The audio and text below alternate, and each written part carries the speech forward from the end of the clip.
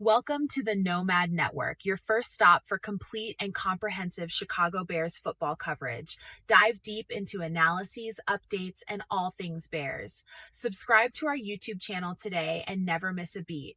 Thank you in advance for your support. We promise to bring you the best because together we're unstoppable. Go Bears!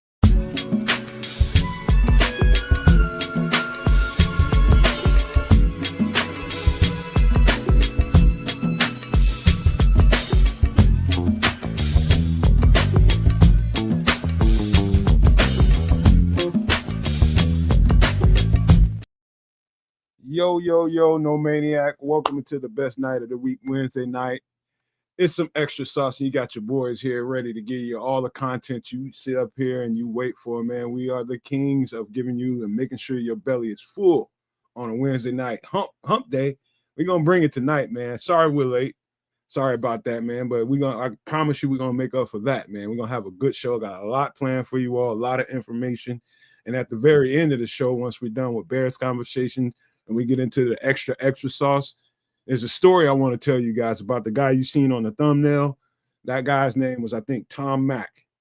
And it's a story that came out of Zimbabwe in 1994. It's a very deep story, one of the most prolific stories I ever heard when it comes to this whole UFO phenomenon and what to think about that whole thing. It is deep.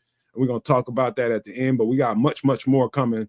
First, we're going to get into some Bears. We're going to get into some food, drinks, and get human early into the show. But I want to thank you guys for being here. I think Crimson was the first one in the chat, so shout out to Crimson for being number one up in here. But since Triple R is the closest to my left, man, I'm gonna go ahead and start with you, man. Give some pleasantries. Hey, what's going on, everyone? Here later live, whether you be watching on demand, what have you. Thanks for joining us. It's Wednesday, so it's some extra sauce, if you will. So shout out to everybody. It's a good week. It always is a better week when the team wins, and it's been an extra long week since Friday. And it's like, man, this feels good. I like this. Number one in the NFC. Got a tough divisional matchup coming. Snow on the ground. Not as happy about that, but it is a winter thing. So yeah, it's rolling right along. Kids, go ahead. Word up. Number one in the hood, G. Chicago Bears hunger force Adam. Trust me. I'm still riding high. Hopefully all you guys are riding high. I need y'all to ride high. Ride with me right up on through Sunday, which they've apparently flexed to prime time. So we'll be with Tom Brady, I think, in the bunch, for some high caliber football, y'all. And number two in the hood here is Don Burr. He jumped into the chat right after Crimson, which is crazy to me. We got a Lions fan. You know that ain't Don Burr, right? Are you sure this is fake Don Burr? You tell me. That's not Pussycat? No, it's Don Burr says Detroit versus everybody. This one says Detroit versus everyone. Interesting. Little clue. Interesting. So this is not Don Burr. So that's Chris Foster. Oh, that's cool. All good. I don't care who it is. Because I plan to ride this week out on a high into the next couple of weeks. The national narrative is changing. Destroyer of narratives, Ben Johnson, football psycho. I'm so hyped, man. Let's keep it rolling, man. No matter what's next on the docket. Where are we going today? Well, first of all, man, we gotta start off being human as we are, and we almost got launched into a conversation backstage. I think it's only right that Trip. Go ahead and tell me what you was about to tell me before we went live, man. One of the perks of being on Sports Chicago Style is that I got the hookup, or as the kids say, the plug with Chef Trips. So he made this dish, and he hooked your boy up with a little something, and it's a loaded chorizo queso dip. Damn. And I think he what's all in there? He started out by the browning the chorizo. Then I think he said he took that out of the skillet. But in that chorizo grease, you throw in some diced green pepper, onions. Then you let those get a little translucified. And then you throw in some mushrooms. And then you throw in, I think he said he used whole wheat flour because he doesn't use like no white devils in his kitchen, to make it a little bit healthier. So he threw in that little flour and let that cook with those veggies. And then half a cup of beer and a cup of milk. But he used the almond milk instead of like a whole fat milk. So it's the dip's going to be not as smooth and as cheesy. It's going to be a little more watery, but the flavor is going to be there because of the lower fat ingredients. And then as that simmered for a little bit, think pepper jack cheese, sharp cheddar, and that Mexican cheese that's got the QAXATA. Queso. Who? Queso. Well, yeah, that's cheese. But there's a specific cheese, QAXA QAXA what? TA. TA. Okay. Yeah, that's their name. It's their thing. You know what I mean? Yeah. But however you pronounce that in American or Canadian, you know what I'm saying? That's what that is. That's the pronunciation in Canadian. So you threw that up in there, and then it was let's see, some pico de gallos. Green chilies, black olives, and diced up Roma tomato. I think that's all. So it was loaded up with a lot of stuff, and I had a bowl of it, and so it was like, oh shit. And then you had to use the the heavy tortilla chips, with the wheat ones, of course, but a little thicker because of the substance of the dip. You need that something of substance with the chip, some chip bone to it, to hold the loaded up. You got to get the right chip for real. Oh yeah.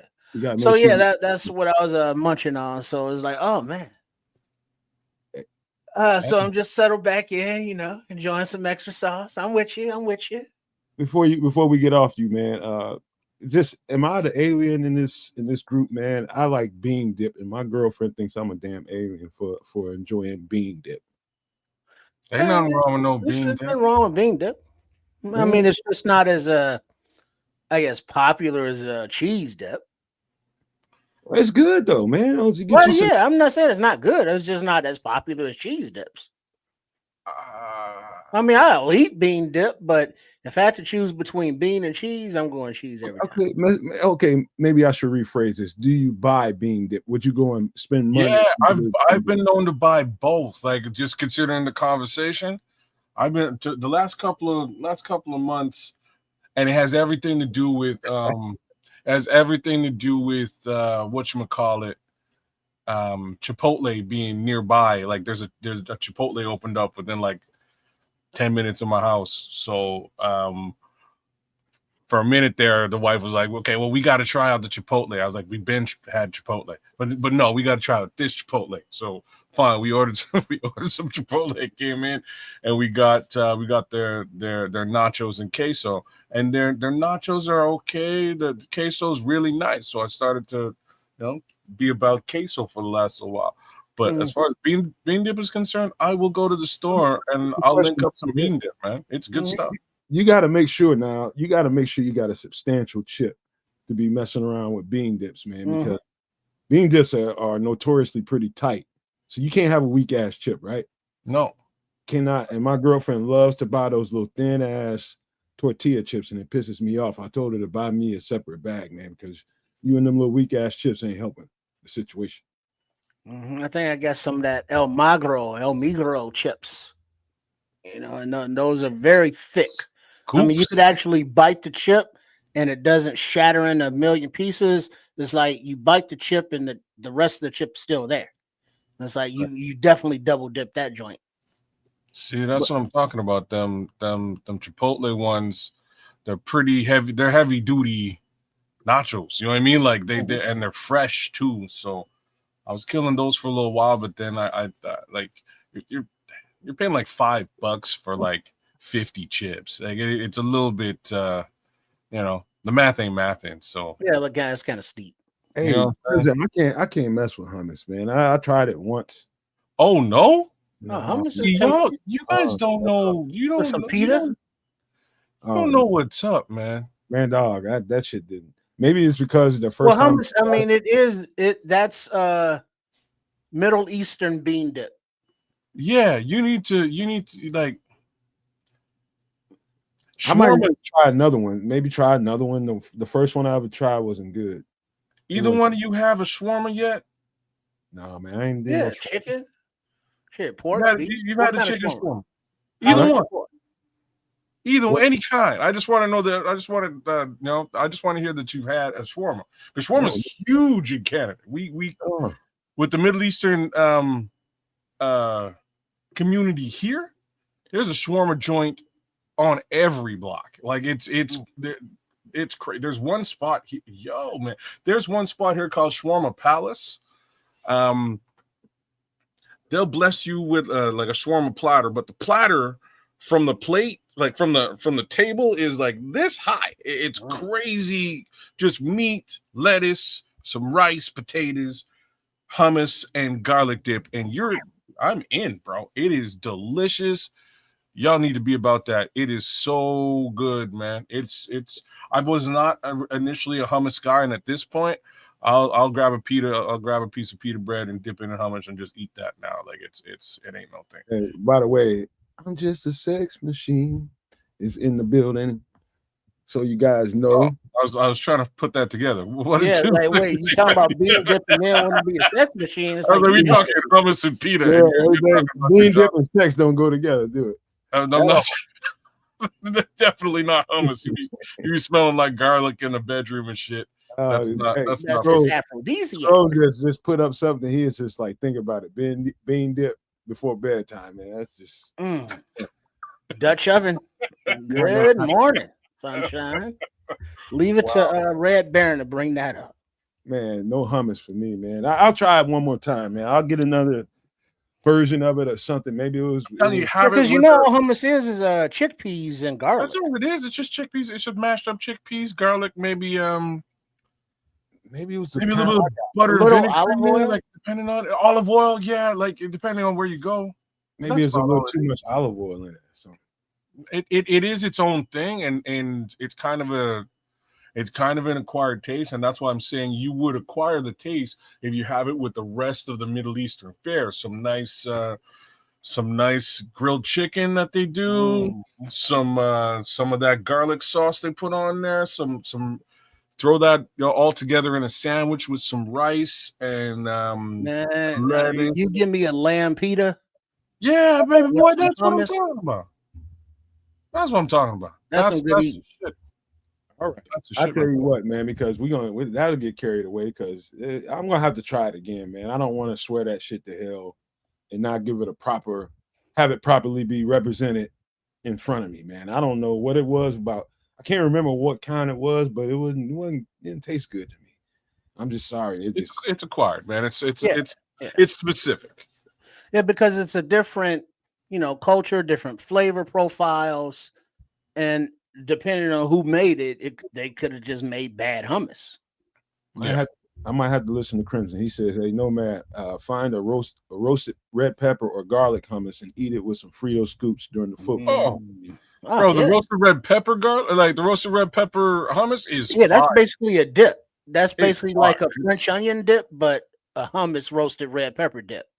That's good stuff, man. Like no. I know you like French onion dip, right, Nomad? Oh shit, yeah.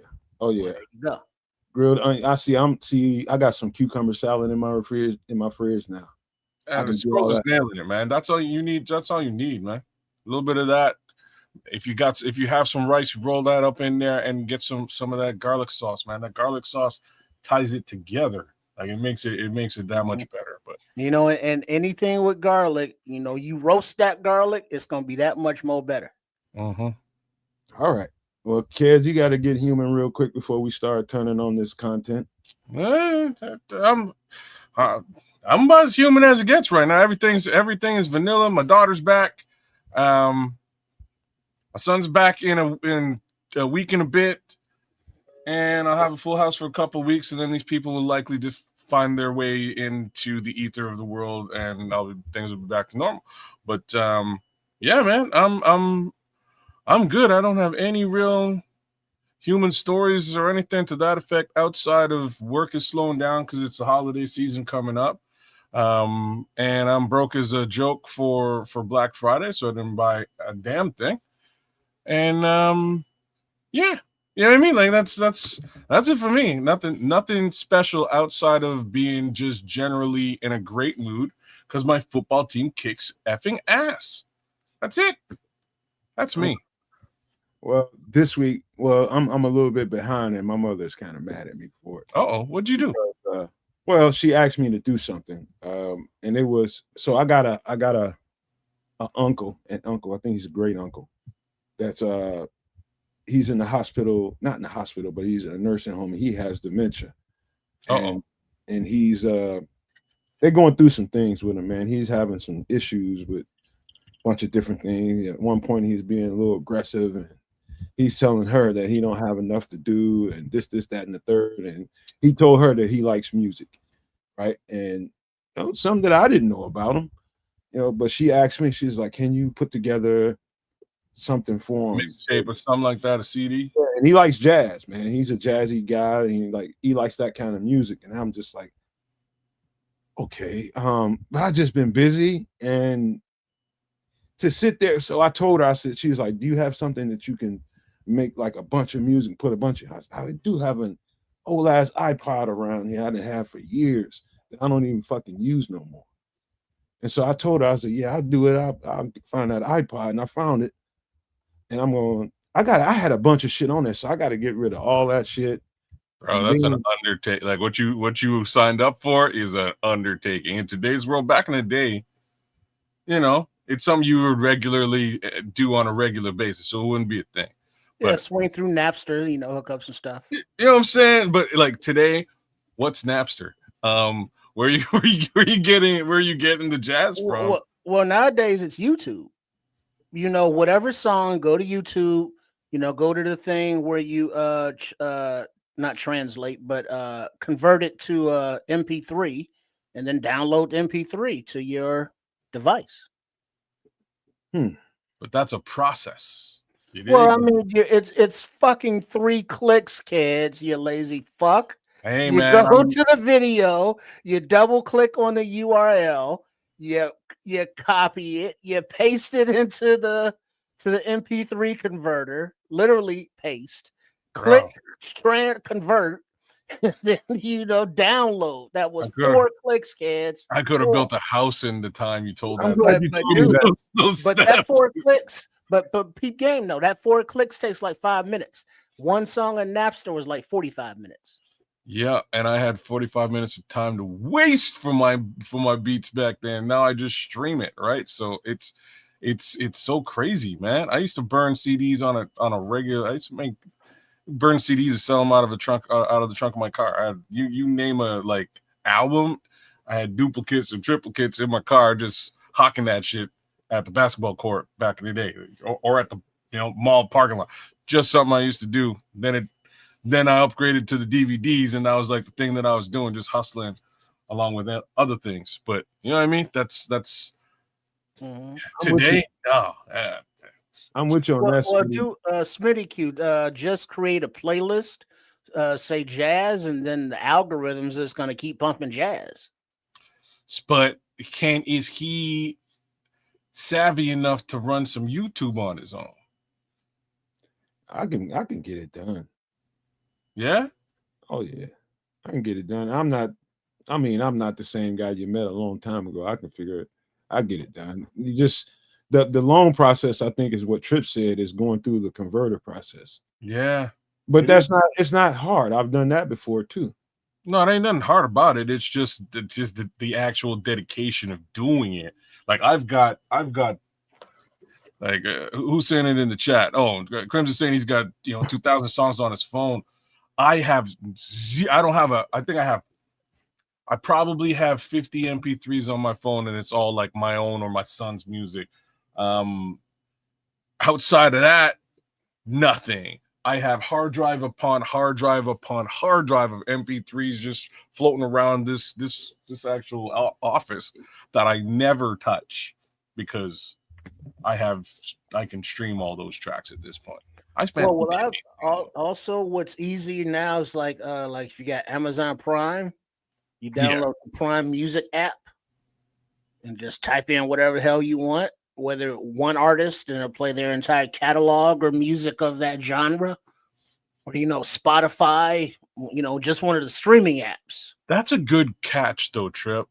If he, and again, I don't know how savvy he is with dementia and all that at this time in his life, but if he has a Prime account and he's ordering stuff in, you could just make him a jazz playlist on Prime. It's free. It comes with his account. I mean, we might have to go down that road, man, just to make it simplified and, put it on do something like that. That's easier than going through the whole process of downloading all this music and, giving it to him. And then I'll fuck around and give it to him and he can't even fucking operate the iPad. There's that too. Yeah. I didn't even really think about that because like that might be outside of his realm as well, right? He'll be fine long as we there, or my mother's there, whoever's there to operate the thing for him. But you know how older people are. Once the thing stops, they don't know how to restart it. And then next thing you know, he's confused and upset and frustrated. Now he's ready to whip on a nurse or something. Who knows? Just crazy stuff, man. So I think I'm gonna have to call him, man. It might be another way to have to go about that. Instead of doing all that and putting it on the But I had it in my heart to do it, was gonna do it, but maybe I didn't do it because I knew it had to be a better way or something. So see what you can figure out, man, because maybe it's easiest to stream it. And like I say, the upside is what Trip just suggested to you is actually technically free. It's going to be baked in. You could even use your mom's. You know what I mean? You use your mom's Amazon. I could just upload iHeart Music on his phone and just tell it to play jazz or find you could do that as well. Yeah, I mean, because it's going to end up being the app, whichever app you choose, whether it be Prime Music or iHeart or Spotify, and just put the app on his phone and, just get him to understand that this app means music and have navigate it with him a few times to show him like it's going to pop up ads or something. Here's how you get rid of them. Just walk him through it a few times. And Brendan said you'll never see him without a single earbud in his ear. Man, I don't fuck around with music when I'm out and about. Like I barely listen to music when I'm driving now, man, because I want to see, hear, and everything going on around me. It's just me and my antennas up, man. It's just I feel like I need to be more aware of what's going on than vibing out to some music. That's just me, but I'll get somewhere, and if I'm parked and I can see everything going on around me, waiting on a girlfriend or whatever, I'll turn on some shit and bang something. But riding around, I ain't fucking with no music and phones and doing none of that. You don't play music while you're driving? Not really, unless I'm on a road, like down the road, we on the highway or something like that. That's different. Oh, you crazy? I ain't tripping like that, man. On no music. I'll get to that shit when I get back to the house. Oh no, man. I can't. The second I get in my car, off goes the radio. Unless if the radio is banging like some old school mix. You know what I'm saying? Some old school 80s jams that I'm into, maybe I'll leave it on for a minute or two. But the second I get in my car, I sync up my Spotify. I sync up with Bluetooth, and it's on. I'm jamming to God knows what. You know what I mean? Like all the way out in the streets, wherever I'm at, I stop, get to where I'm at, and I'm probably busting the lyrics to whatever I was just jamming to all the way through. Like grocery shopping, I don't give a shit what's going on. I'm like singing and rapping all the way through the grocery store. People look at me like I'm crazy. I can give 0 Fs. You in the cereal talking about life is too short. You know what I'm saying? What? I definitely can't do that. Excuse me. I definitely can't. I wish I could just go in there and put an old ass record player on, and But that's the problem with record players, though. They take records. Mm-hmm. You get to buy them shits. Yeah, and you got to physically pick up the platter. Put the new platter down, then put the needle on the record, and then put the needle on the record, and put the needle on the record, and hope that the jazz goes like this. Put a nickel on the needle, Trip. Oh yeah. You gotta get a little scotch tape, weight on it, weigh it down. Yeah, but nowadays, the good turntables got, Mr. C put some weight on it. Yeah, got that already built in. But yeah, that's old school. But I don't think Unc's trying to do all that. Hey, shout out to the Bishop that just busted up in here, vidIQ and everybody else, man. That just create culture just busted in here. Real quick, let me go let my cat in real quick. Y'all just talk some shit for a second. But yeah, man, that's wild. I'm surprised he doesn't. Bro, I went to the eye doctor today, and I was jamming out all the way there, all the way home, just wild rock and roll and shit. And I couldn't get the radio off because the radio was playing some vibes today. I don't know what was going on, but normally I'm cringing and I hate what's going on the radio. Can't stand radio under normal pretenses. But they were playing some funk today, man. I jammed out people, and I go ham in the car. I'm like that, you know what I mean? With the daddy and he's like slamming the kid and shit. That's right. That's me. When my son saw that meme for the first time, he's like, "Oh my god, that's my dad." You know what I mean? Like, but you always know it was a good ride when you get into your car and you start it up and the music is blaring. And it scares you, and you go, "Oh shit! I was having a good time." I was jamming out yesterday, you know. Yeah, that's exactly me, man. When I got my Infinity for the first time, my Infinity, kind of like it was a bit of a step up for me coming from like a little Suzuki before. I got the sunroof and the whole thing, and this is back when 2 Chainz was bumping. So got my new car, get in there. My son gets in for the first time, and I'm playing. Oh man, shit! I can't remember. I had the track going, but it's like there's no ceilings type of shit, and we would just spend the whole time jamming because I kept pointing at the sunroof. Man, we got no ceilings, baby. It was hype, man. We had some good times in that car. Your hands go up, and they stay there. And they stay there, like all them tracks, and that's how we rolled to football practice. Every football practice, we get my boy all hyped up, ready to go, and he just go crush fools, man. But what up, Terrence? Good to see you out there in the chat.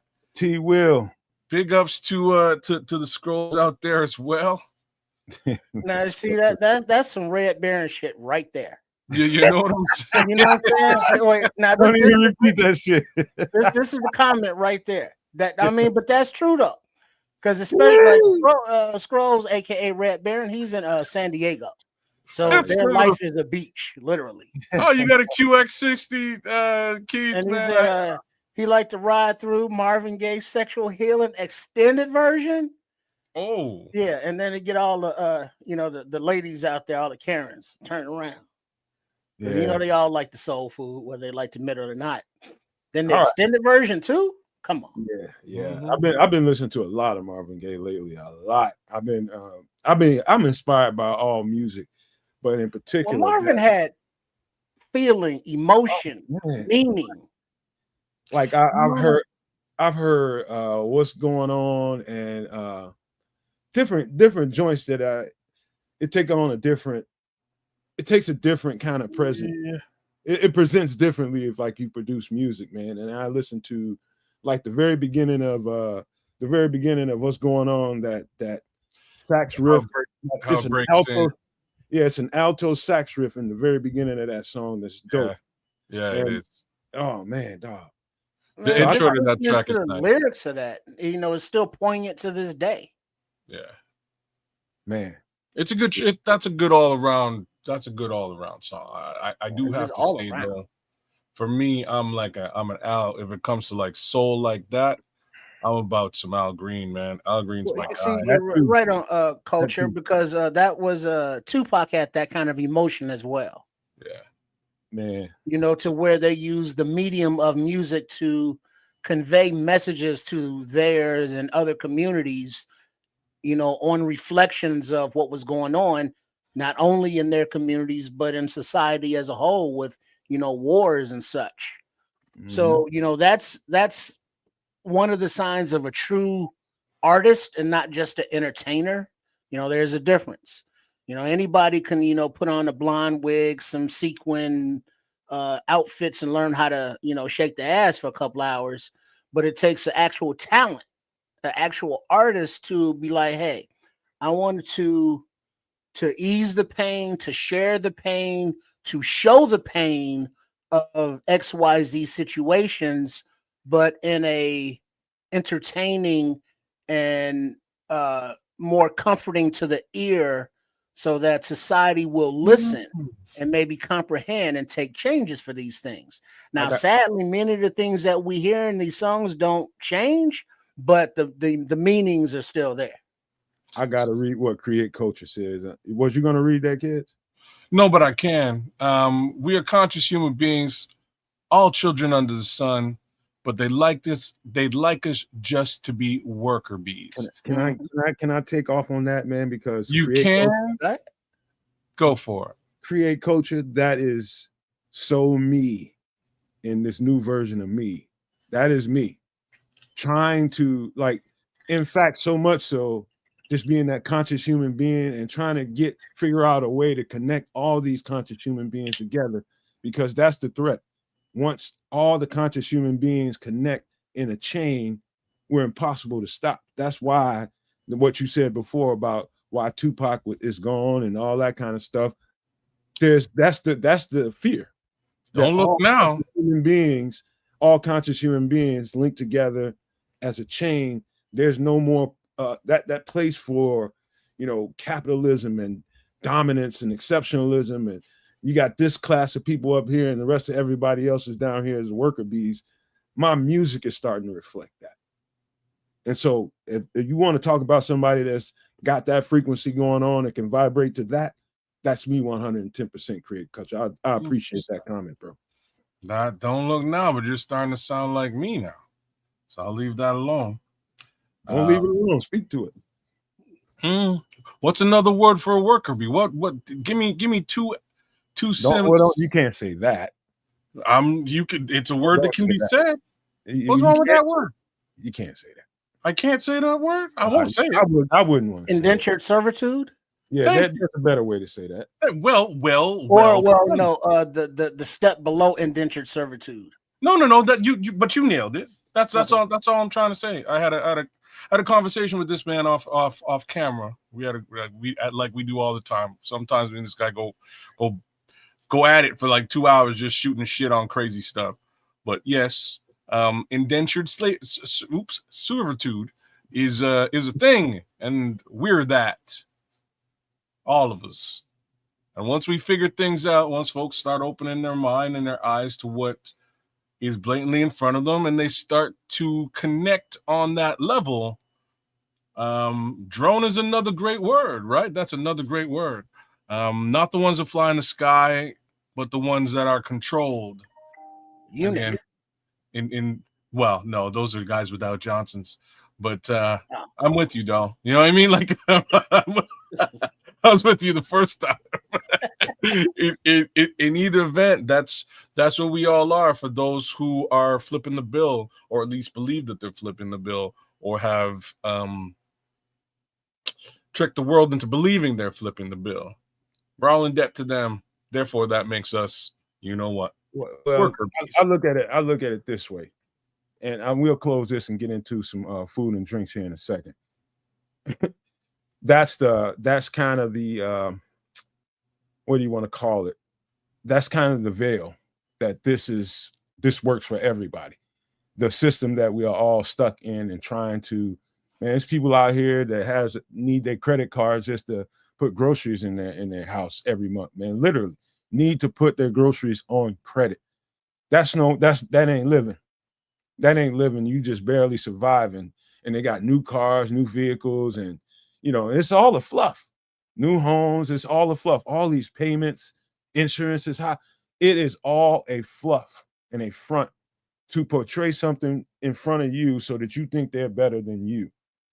You take that away from any human being. Now you're sitting out here, we're going to find out what kind of people we have in this world very, very soon. I'm talking about within this year and in the year to follow, we're going to find out exactly what kind of human beings we have. Do we have human beings that can vibe to a frequency, or do you need this system in order for you to survive? You and your persona, you and your psyche. Is it something about what we have going on that makes you you? Because we're going to find out. We're going to find out. If you can't vibe to this new frequency, you will be null and void. Period. I can say that, and I'm going to do a whole other channel to be talking about this kind of stuff. But I'm telling you guys right now, if you are an individual living in this world, and you know that you can do better as an individual, and you know there's something that you can do to heighten that aspect of your life, start doing it now. That's the best thing I can tell you. Start doing that shit now.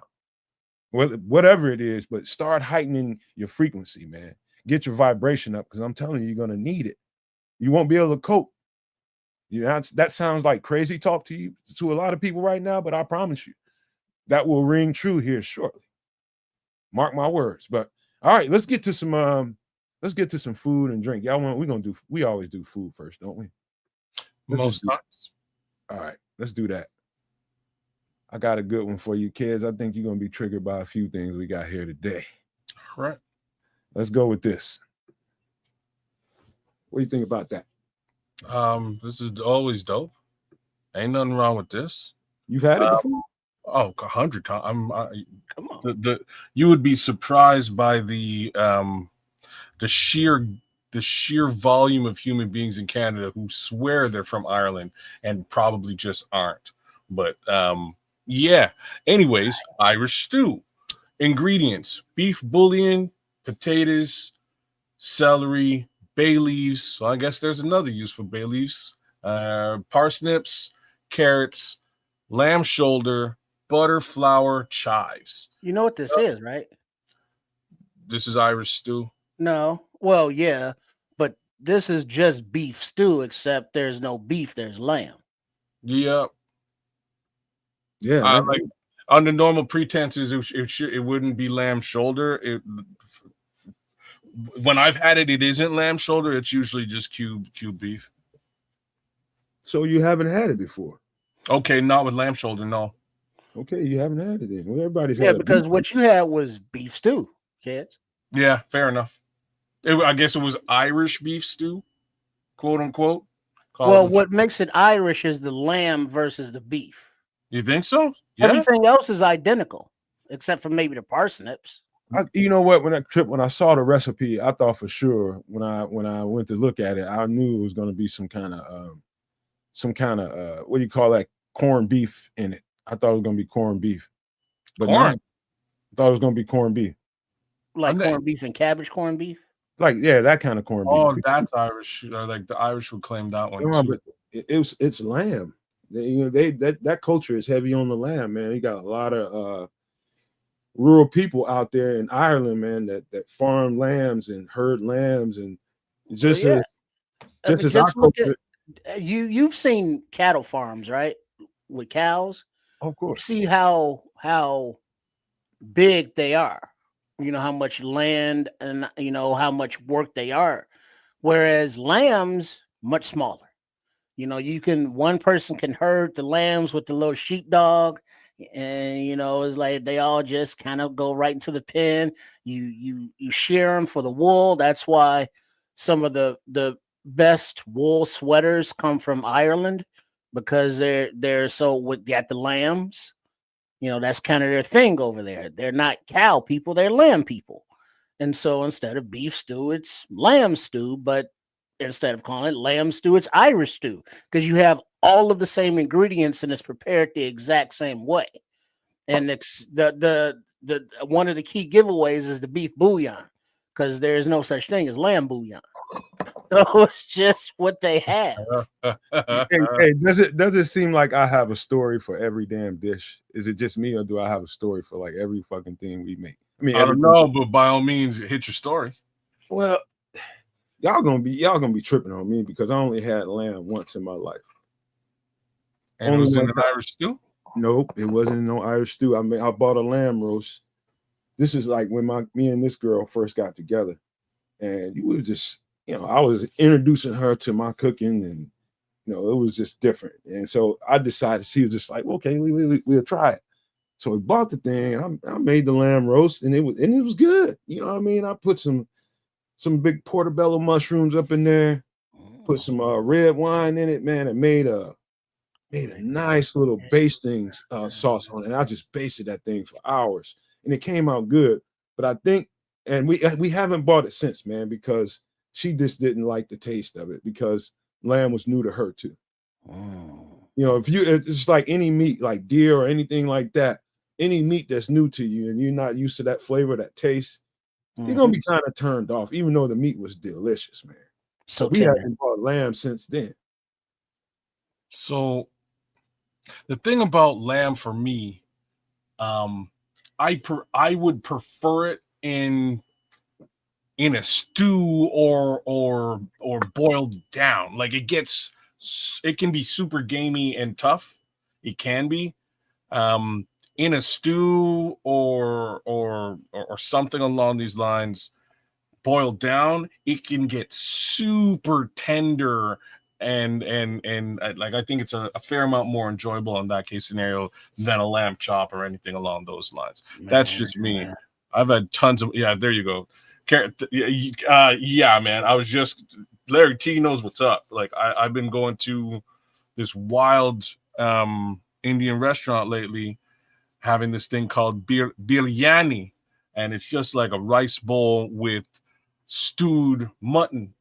And boy, that mutton is so tender, it's crazy. Like I was like, I brought it home. I was like to my wife, do you eat lamb? She's like, yeah, but I don't like it. I was like, you have to test this out. Like this is the bombest, most tender mutton I've ever had. And she tested it out.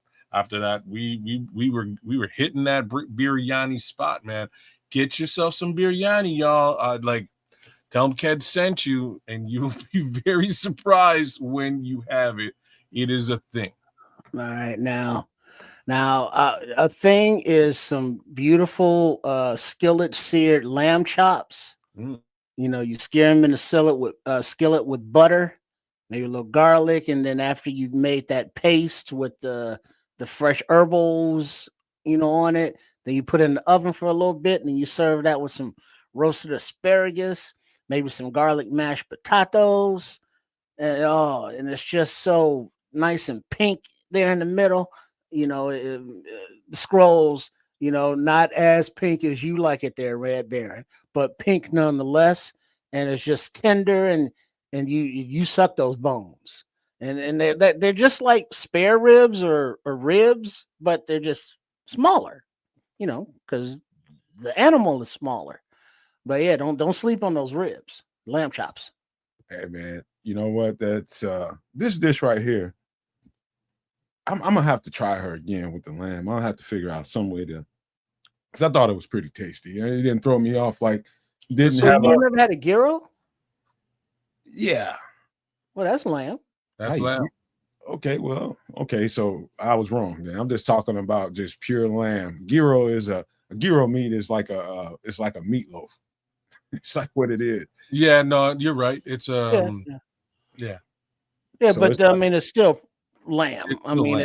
It's just a different way of preparing lamb, so it's going to have a different flavor. Just think about how many different ways there are to cook chicken.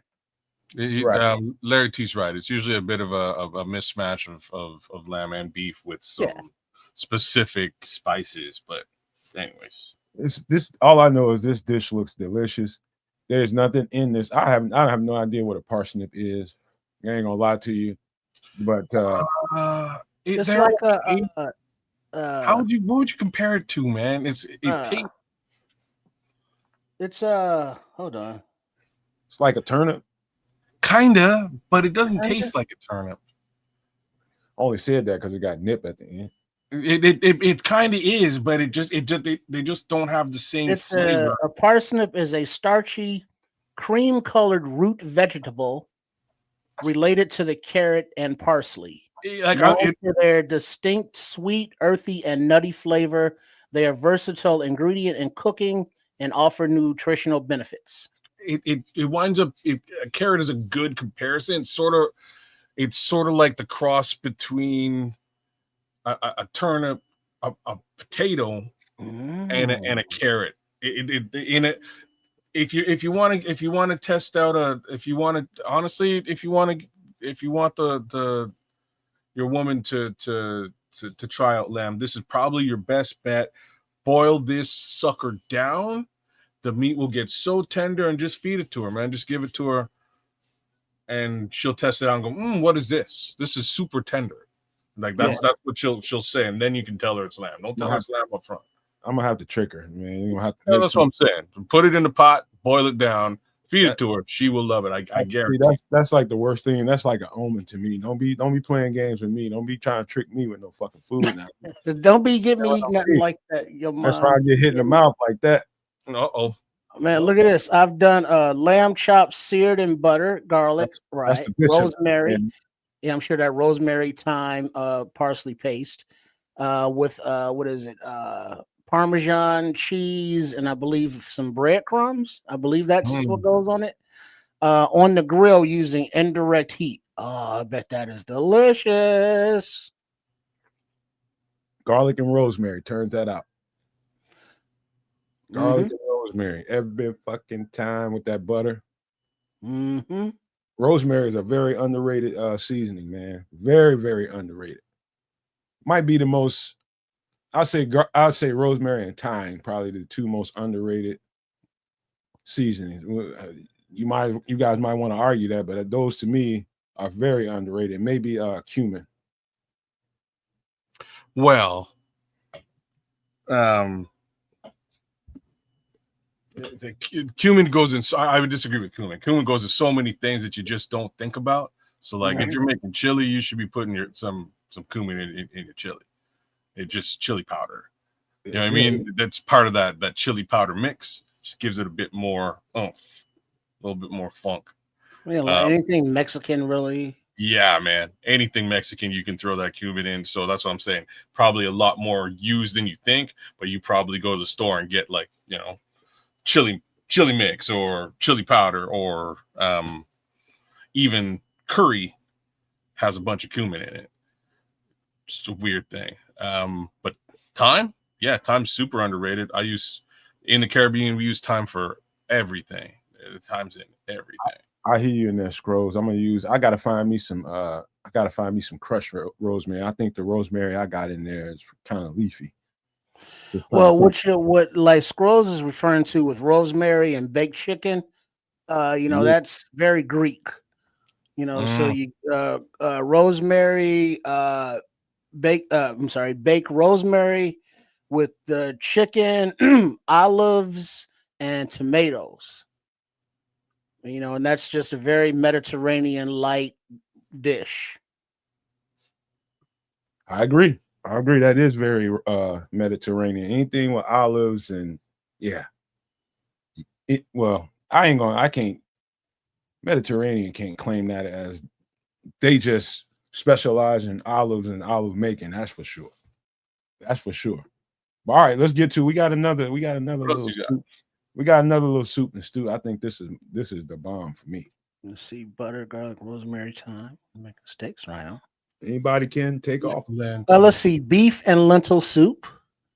Ingredients: lentils, garlic, onion, beef stock, Moroccan cumin, allspice, beef, paprika, stewed tomatoes, salt, pepper, carrots, and potatoes.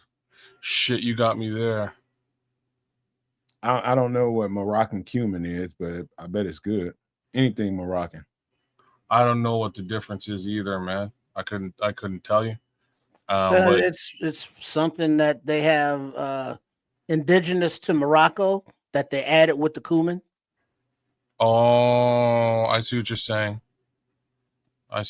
So like Moroccan regional spices are thrown into the cumin. Okay, I got you. That makes sense. Stewed tomatoes is where you got me, man. That's where you got me. This is gonna have a really nice flavor. I've never had this, but I can tell what it's like already. This with the stewed tomatoes. It's stewed tomatoes, pepper, carrots, potatoes. It's similar to something in the Caribbean we call stew beef. That's what we call it, beef stew. Caribbean beef stew is a little bit different than your standard beef stew, mainly because of the stewed tomatoes. It gives it a really rich, almost vinegary flavor that you wouldn't expect, but it works very well. This is your jam, ain't it? I can look at this. I can eat this. I could eat this for sure. I would enjoy this. But again, you put two soups on here, soup and a stew. You're screaming kids, bro. That's me. That's me all day long. You should have seen what I put together this week, man. I had soup. I cooked up soup on Sunday. I ate it till Wednesday. It was a beautiful thing. Well, wait till you see the third. I got an extra one this week. I got an extra dish and an extra drink. So this ain't the end of it, but this is, man, I'd eat the entire pot of this, Trips. But go ahead, man. My bad. Oh yeah. Okay. Moroccan cumin is the ground seed of the Cuminarium cyminum plant, which is a member of the parsley family. It can also refer to the broader Moroccan spice blend that features cumin as a primary ingredient, often alongside coriander, paprika, cinnamon, and ginger. But these blends are not made of just cumin. Therefore, whether it refers to pure ground cumin or a blend depends on the context. And the flavor profile is warm, earthy, nutty, and slightly peppery. You know what, man? Because I think the feature of this is definitely the cumin, because the cumin is going to give it a somewhat chili flavor to it. But I think the secret to this is definitely, I know the stewed tomatoes triggers you, Kez, but I think I never had a lentil until I was like 26 years old, 25, 26. I didn't know what it was. So I met a Mexican girl that was cooking. What do you mean you did a lentil soup? I didn't know what a lentil was until I was like 26. 25. you Jesus, bro. Like, I was like, you had beans before, right? Like you had beans before you were 26, right? No, I had a lot of beans, but I just nobody made lentils in my home, man. So I didn't know until I was with a Mexican girl and she got to cooking some shit at the apartment, man. I was just like, and it was good as fuck. I was like, what is these little beans in here? What are these little shits? And she was like, they're lentils. I was like, what the fuck is a lentil? And she's laughing at me like y'all are. It's funny you say, because that's how I figured it out too. But again, rice and peas, which is beans. I mean, stew beef has lentils in it, has mad beans, generally kidney beans. I grew up eating beans on a day, like basically on a daily basis. Like there's beans everywhere. I just never had anybody call it lentils before. So it was the same thing as you, bro. I was dating a girl from Chile, and she cooked. She's like, I'm gonna cook for you. We'll have some lentil soup and or chili. Which one do you want me to cook for you? And I was like, what's a lentil? You know what I mean? I kind of said the same damn thing. And she looked at me all sideways, went and got kidney beans. She's like, you're trying to tell me you don't know about you don't know what a damn lentil is? And I was like, okay, what age were you? That's beans. What age?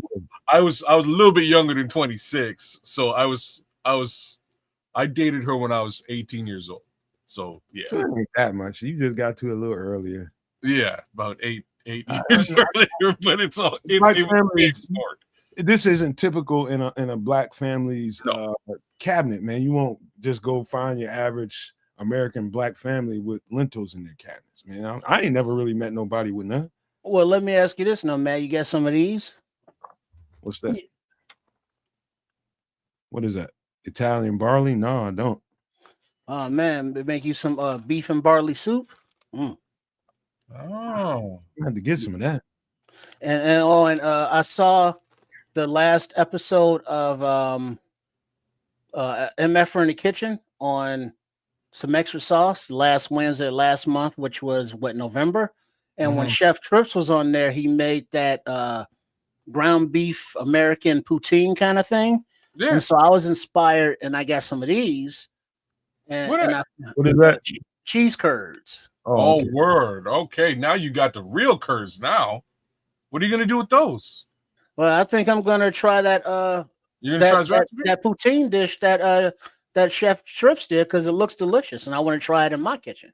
Okay, sweet. So now you got the real thing. So when you open that bag, grab one of the curds and twist it. It should squeak. If your curds squeak, you know you got some bomb ass cheese curds. This is like the cheese curd litmus test. He got it doesn't twist or tear, it should squeak. It should, like when you tear it, you will hear it. You will hear it. You got frozen cheese curds, man. Huh? Those are frozen. Are those frozen? Yeah. Okay, well, when they're man, you need them fresh. You need them fresh. Hey, man. Hey. You gotta get them fresh. Well, I don't know where you do that around these parts. I don't either. I'm not sure where you would find fresh cheese curds out where you are, but we get them here, and that's half the battle. It's Chicago. You can find it. If it's available, it's in Chicago somewhere. You can find it. I'm sure. Like y'all got so much food over there. I guarantee there's fresh cheese curds somewhere in Chicago. Just a matter of hunting it down. You'll see what I mean. You'll see what I mean. All right. Last thoughts on beef and lentil soup. This is like, man, like I'm a soup guy, and shout out to Terrence Williams, who me and him had a private conversation. He was just like, he loves when we do the food because he's trying to change his diet and eat a little more healthy. And he's like, soup, I can eat soup every day, all day. That is a very good way to get healthy, man. Eating this kind of, I say, you don't have to take the lentils out, maybe not put so many in. And all of this is good keto stuff. Put them lentils in there, man. You can't have, if somebody's trying to honor keto, man, you can't tell them that. I'm talking about keto. For somebody, if you're not honoring, man, brother, beans is good. Beans is good protein for the keto diet. No, it ain't. Yeah, bro. It's a cheat, kids. I don't know who told you that. No, beans ain't no cheat. All beans are starch, man. Any bean. They tell you to be careful with tomatoes. Tomatoes is not, carrots is not. You know what I mean? I'm pretty sure beans are, and we'll keep it moving. But wait, beans are what? A magical fruit? No, they're starchy, and the keto diet is trying to get the starch out of your diet. Yeah, you got to check it out, man. But we're gonna keep rolling. We're gonna keep rolling because we got one more dish, kids, and I think this one is gonna really tickle your fancy. Give me 1 second. 1 second, I'll find it. What you think about that, Canuck? What do we got? Butter chicken. Oh, come on now. Yeah, so I'm all about this too. This is great. Butter chicken masala. Ingredients: garam masala, cumin, chili pepper, cayenne pepper, garlic, chicken, coriander, cilantro. Oh, I've never had it with cilantro. Cilantro is just the garnish on top. Okay. Cilantro, yogurt. Greek yogurt probably instead of a heavy cream. Yeah, you gotta for the keto diet. Frozen or is he stunned? He'll come right back, man. I'm back. So butter, tomato sauce, cream, and lemon juice. This have you guys had butter chicken? Either one of you? I already told you I didn't. Yeah. No, you've had it, Trip. It's delicious. Like if you haven't had it, most definitely they're not keto friendly, really. No, shit. I gotta stop eating beans then because I'm fucking around with some beans. I'm trying to get back. But now just be aware that look at the ingredients: cumin, chili powder, cayenne pepper, coriander. All those are can be hot. You know, so all together, it's going to be a spicy assault on your tongue. So, you know, that butter chicken looks like, oh, it's going to be smooth. Yeah, that's very spicy. It can be, yeah, it can be a very spicy dish. So beware in that regard. This is generally an Indian dish. You'll get it at an Indian restaurant. Layer that over top of some rice, and you are a happy camper. Let me tell you, this is great stuff. They boil it down, and when I say they boil it down, they're boiling down that chicken. The chicken is nice and tender in the sauce. The sauce is like they call it butter chicken. It doesn't taste. The sauce does not taste like butter. Just given this list of ingredients, it's kind of got a creamy, almost like it's like a creamy mixture of chili and I had it. It's like it's chili but not chili, and curry but not curry. That's what the mixture is. This is a great dish. You've had it, Trips? Oh yeah, that's how I know it's spicy. You know, because it looks smooth. There's butter in the title, and then you eat it, and it's like, oh yeah, I'm on fire. You know, give me some more of that pita bread.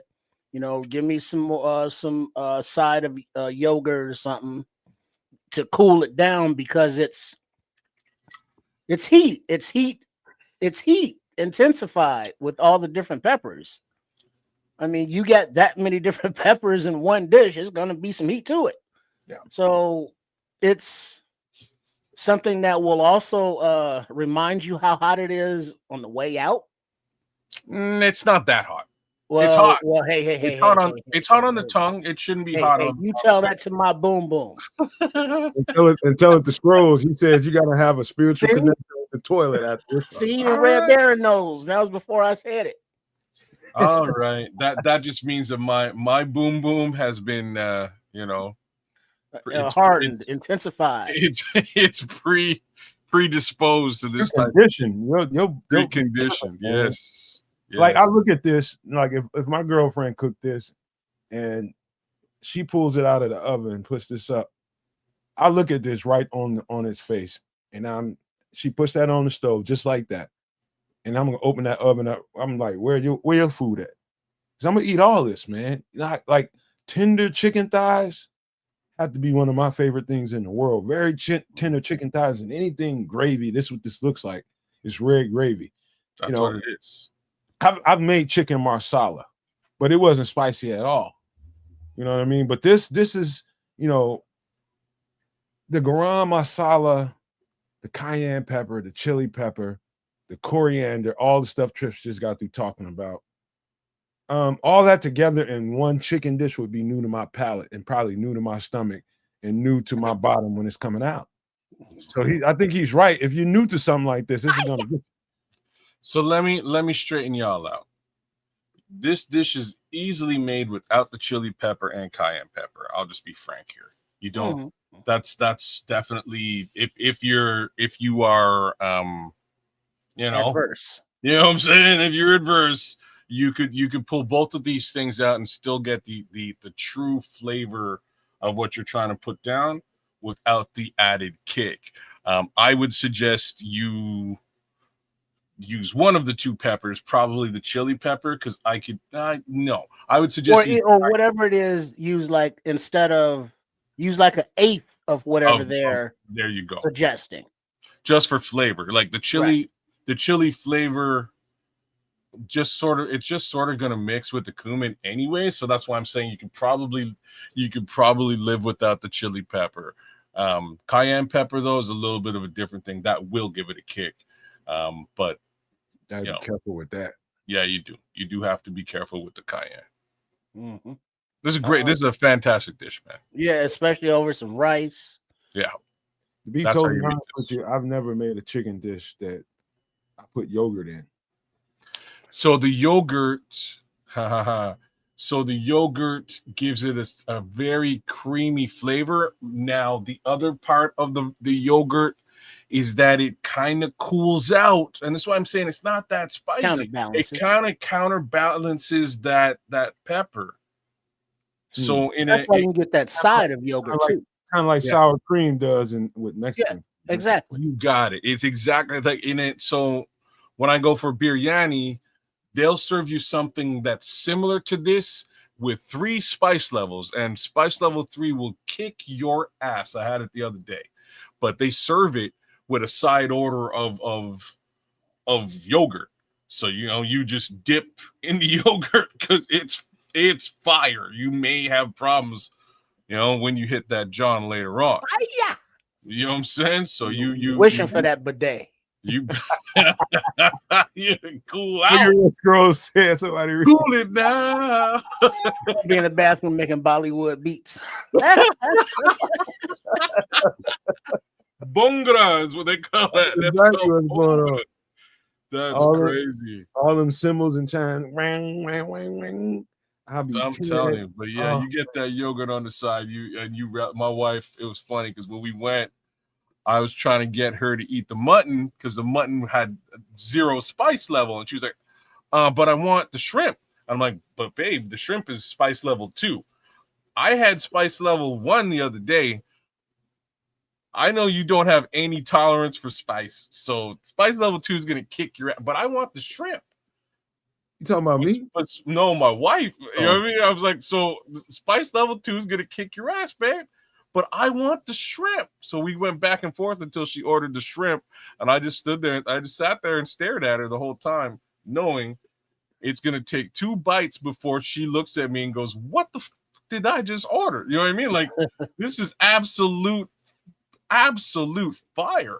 So next thing I know, she just kind of, because she didn't want to admit it, just kind of looked around, sweating, and grabbed the yogurt and just started dipping, bro. Just dipping in this yogurt, and I burst into laughter. I was like, "See, I told you should have had the damn mutton," because you know what I mean. But stubborn ass. I think spices are something that I think at some point in your life, like my mother is. She's up there, man, and she's not old, but she can still spicy foods. I think it's just about your system. It's all about your system, your stomach, and what it will and will not tolerate. And your stomach will let your ass know. And it's up to you not to be jug-headed and bullheaded and not listen and stop putting spicy shit in there and messing up your system. Or at least not too much. Like threshold, you know what I mean? Like you can't. Moderation. Very much so. Very much. Like Black Sheep in a chat. The Indian butter chicken is really good. Do you know the difference between like, let's say this butter chicken masala and Indian butter chicken? Is there a difference? Trip, do you know? I think the tomato sauce. Curry.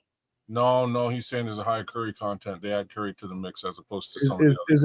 Is tomato sauce an ingredient in the butter chicken you eat, kids? I would think so, yes. Do you taste it? No. Well, no, the difference in curry is like the difference in the peppers.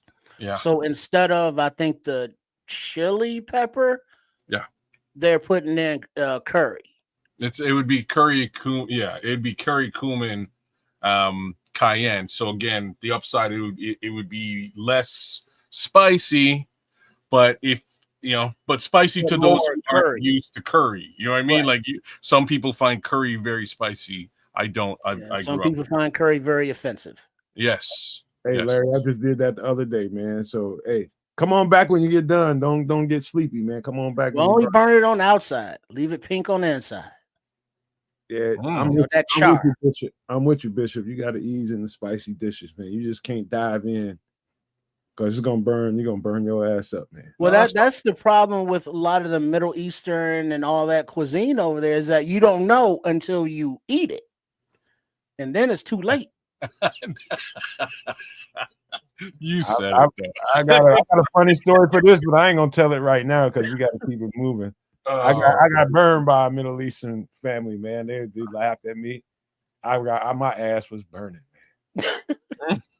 Boom, boom, kids. You heard it. Burn it, boom, boom. It was hot going in. It was worse coming out. Oh boy. Man, they were laughing. They're just like, he ain't ready. They was like, he ain't ready. I'm just like, you right, I ain't ready. But yeah, okay, that's the food, man. Any other last thoughts about this? Because what's interesting to me is this garam masala. Never heard of it, man. It's very new to my lexicon. And what is it? I'm not 1,000,000,000% sure, but I'm pretty sure it is just sort of that it's that masala ingredient that sort of gives it that kind of flavor, but it in my opinion kind of gets drowned out by everything else in this list. Okay. So say you. So say you. That's what I'm saying. Let me see what Scroll say. Y'all back home in the Shy go to a restaurant called Fong's in Schiller Park. Get the spicy shrimp with fried rice, jumbo shrimp, and tell them Scroll sent you. Man, don't be getting nothing in no Chinese restaurant that's spicy. You know when they got that little red pepper on the menu? Don't fuck with it. Well, that's the red pepper I'm talking about. The white, there's 3 of them. There was 3 of them. I was like, don't do it, baby. Don't. Those 3, yeah, those don't, no. All right, we got some drinky drink to deal with. What are we drinking? Well, we drinking. Oddly, kids, I think all these drinks are gonna be to your liking. Let's start with and if you say something while anybody in the chat trips, I'm coming through the screen on. I'm gonna hit you in the mouth, man. Don't say nothing crazy. Here we go. What's he got? Oh, Negroni. Oh, Negroni. That's what it is. I've heard of this drink. I've never had it. Sweet vermouth. Okay, yeah, I've never had this before. So ingredients: white rum. I'm in. Sweet vermouth. I'm out. Campari lime juice. I'm in. Ice orange peel. I'm in. So I'm 50-50 with this one. But it's called Negroni, so I would definitely try it. Hey, watch your mouth. Yeah, I've never had one of these personally, but Seth Meyers drinks one of these all the time on his outtake show. He Negroni, because he's been criticized because it wasn't made correctly. Didn't have ice or didn't have an orange peel or something that people were very critical of, the viewers, and they chastised him over the email with it and in the comments, because it doesn't look like this on the screen here of this picture. So whatever the difference was, it whatever. But yeah, white rum, I could mess with that. Sweet vermouth. All right. What is Campari? I don't know. New to me, very new to me. I see both these motherfuckers. Like, I don't know. I don't know Campari. I only put it up there because maybe one of these motherfuckers might know. I just put it up. Yeah, because I was like thinking calamari, and that's delicious when it's lightly fried. It's a mixer. I just know it's a mixer. It's not a liquor. It's a mixer. So it's a bitter liquor that it's a liqueur. That gives this stuff. I've seen that bottle and didn't know what the hell it was. Yeah, it gives that it gives the red coloring to the drink as well. Oh yeah, you can drink Campari in cocktails such as a classic Negroni, Americano, and Boulevardier, or in a simple mix with soda and sparkling wine. It's also served in spritzers like Campari Spritz, or used in other creative drinks like Jungle Bird or Campari Old Fashioned. It's like two songs from the time. So it's a sweet thing. So yeah, it's something I would probably taste and probably go, ooh, that's sweet. Why do you kids? Why do you turn your nose up to sweet vermouth? I don't know. Have you had sweet vermouth before? Yeah. Yeah, good. What was it in? Old fashioned. Okay. Interesting. So this probably has a kick to it then. No, it don't. No? No. I don't know. You said you had a Negroni. No, I said I would have one because I'm black. Represent. That's the answer to it. I've never had a Negroni before. No, But jabroni. I've never had it either, but I've had sweet vermouth, man. I'll tell you this. I got a story for everything, man. But I met in Ackworth, Georgia. I met a Georgia State patrolman who lived in my townhouse complex, and we actually met through my girlfriend, made friends with his wife, right? And they got really cool, and I was always out there cooking and shit. And every time he would come home and his police shit, he'd always stop and be like, "Man, what is that you're cooking?" I was like, "Hey, man, anytime you want to, just stop on by, you can get you something." Anyway, they took that up, and one day I was having a little barbecue, so I was doing everything for everybody in the community. I mean, kids, every little kid can come up and get something to eat, whether it's burger, hot dog. Adults can come up and get something to eat. And this is a big townhouse community. I was just doing that for the neighborhood. And they came up and he was just like, "Man, I so appreciate what you did. I just want you, I'm going to go and get something and I want you to enjoy it with me." I was just like, "What is it?" He said, "Don't worry about it, because if I said, you might not like it and you might not want it." So he goes and gets all the stuff on old fashioned. In fact, I still got some of that shit in my house. Still got it, because he made it. He made those for everybody, and he left all the ingredients around. And so that's how I got introduced to vermouth. Okay, I've had a couple old fashions. I'm not a fan. Just me. It's I know it's big in the USA right now, man, because that's how I came across it. I came across it on some. I was out on a couple of business trips there. Like, we were doing a conference at my previous job, and every time we would go out and get something to eat, my boy Greg would order an old fashioned. I'm like, what the F's an old fashioned? And he's like, "Man, get this man an old fashioned." So like, I hit the old fashioned. I'm like, "Yo, this is you know what I mean? Like, it's a little bit of a thing here, the old fashioned." But what I find when you're having a meal with that, it's a real good palate cleanser. And you really get focused on your meal, and then also on the old fashioned. So not bad with food.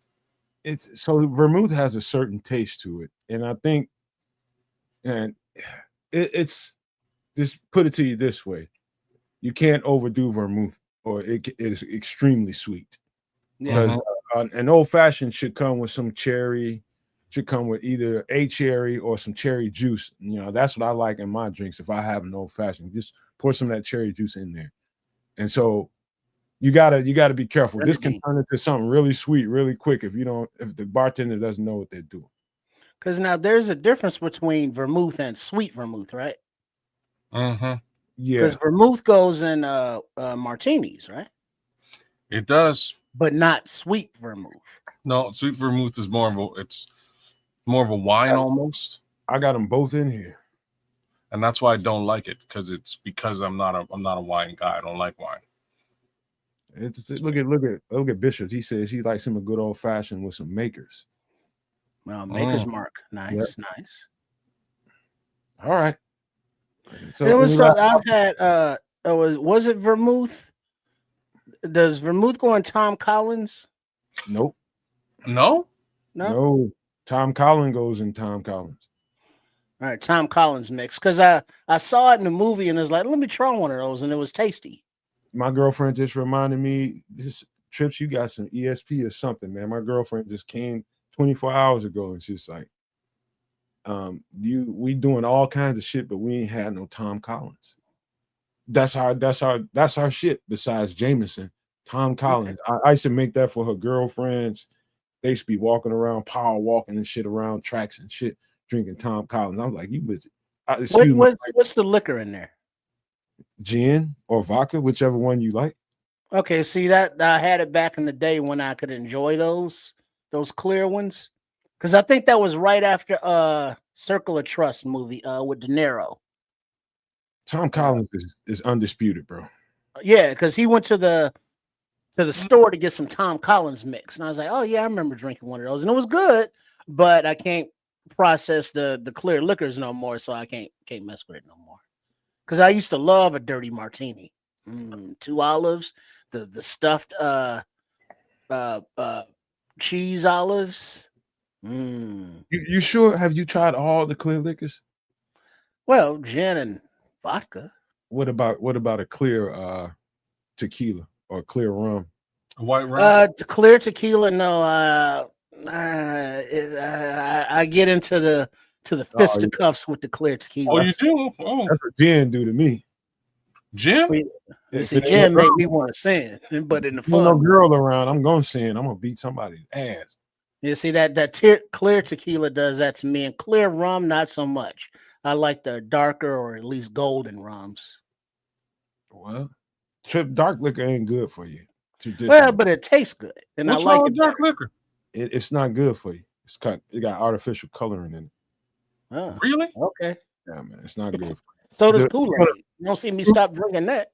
Truth be told, if you're gonna drink, the clearest you can get is the better you can get. Tell that to my system.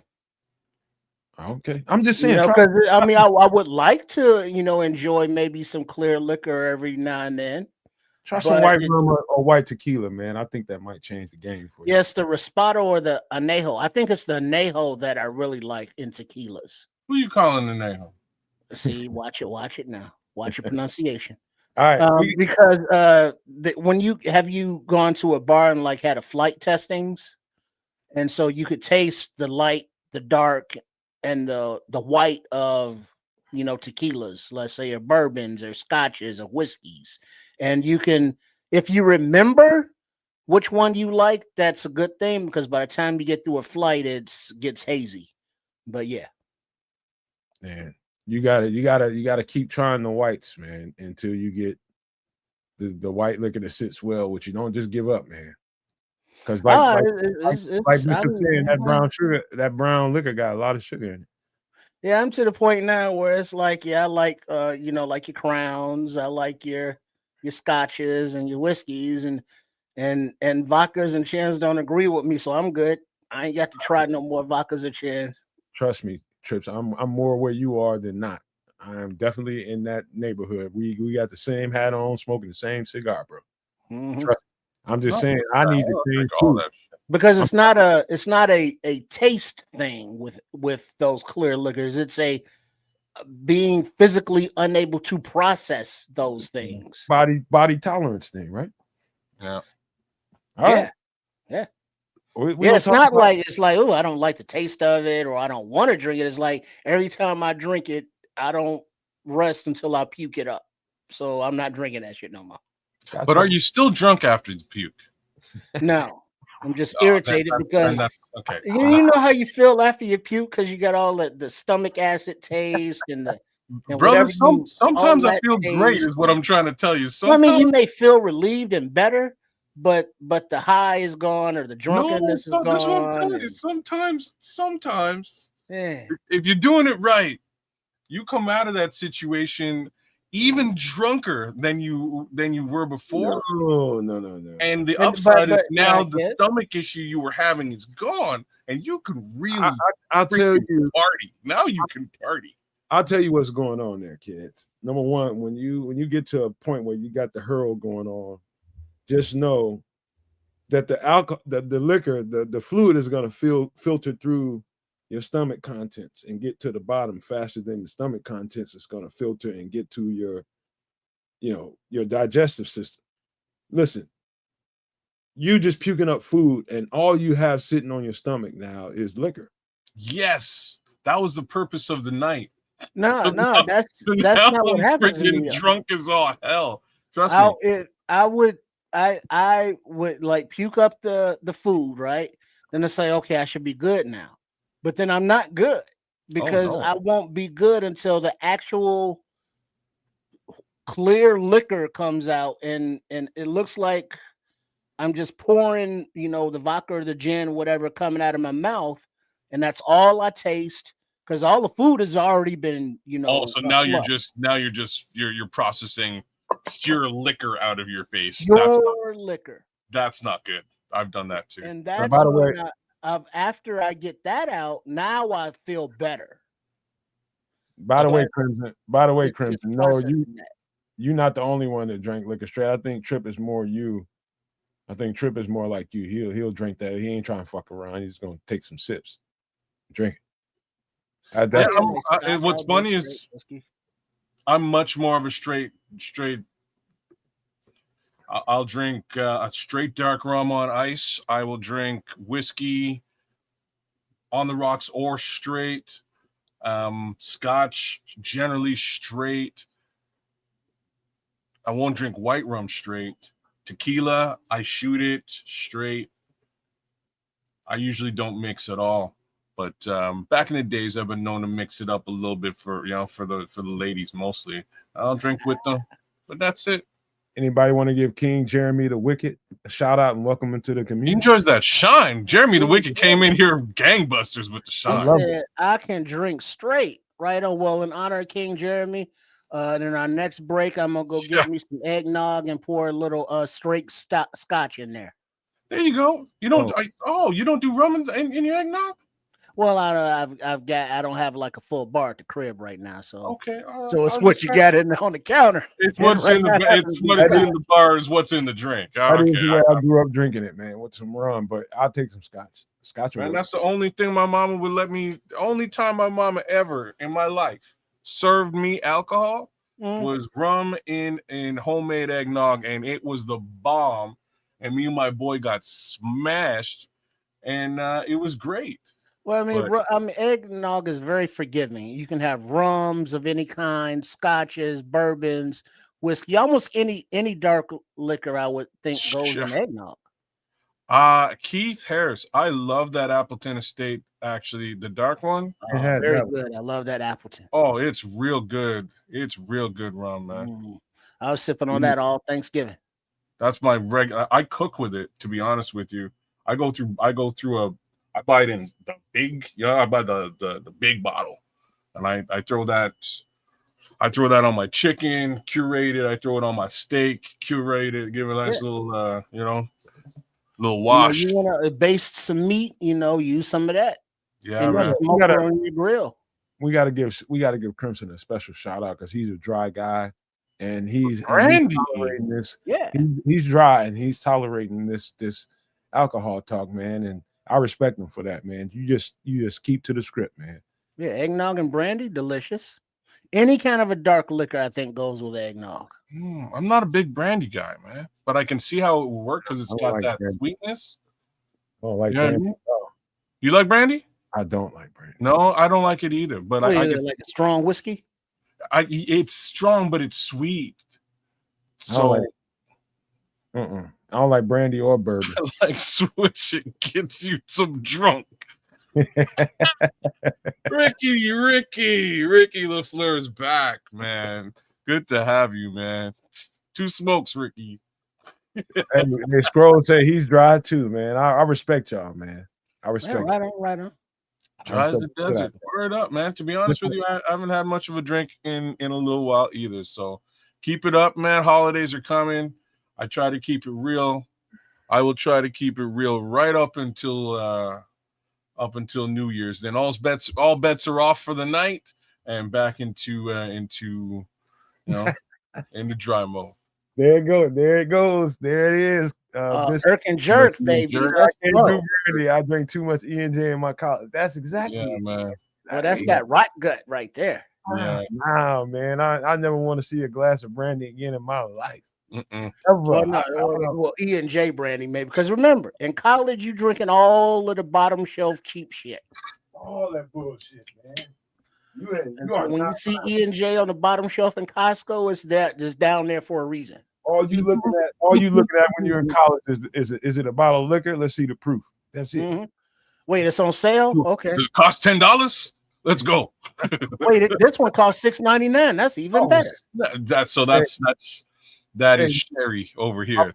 My Puerto Rican homeboy always called me whenever we talk to each other. I ain't gonna say he called me all the time. Whenever we talk, he's just like, motherfucker, you ain't dead yet. He said he always said we all should be dead. All that drinking we did when we was in college. I'm like, damn, dog, that's the place to do it. That's where we supposed to be having fun. You're still young. But we did too much. I was just like, yeah, we did, man. It was like motherfuckers going up on the field, everything, man. It was crazy. Right. Y'all just reminded me of my homeboy. My two homeboys are homeless right now off of some shandy. Sherry.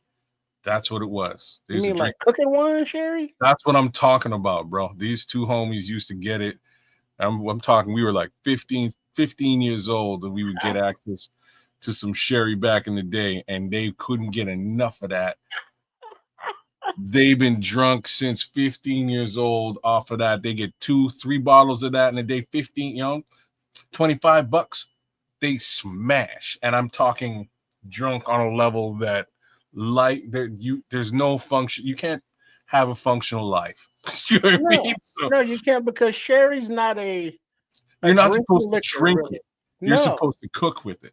Or at the very maximum, like sip it in one of those little bitty ass like shot glasses that'll last you for like half hour. Go. No,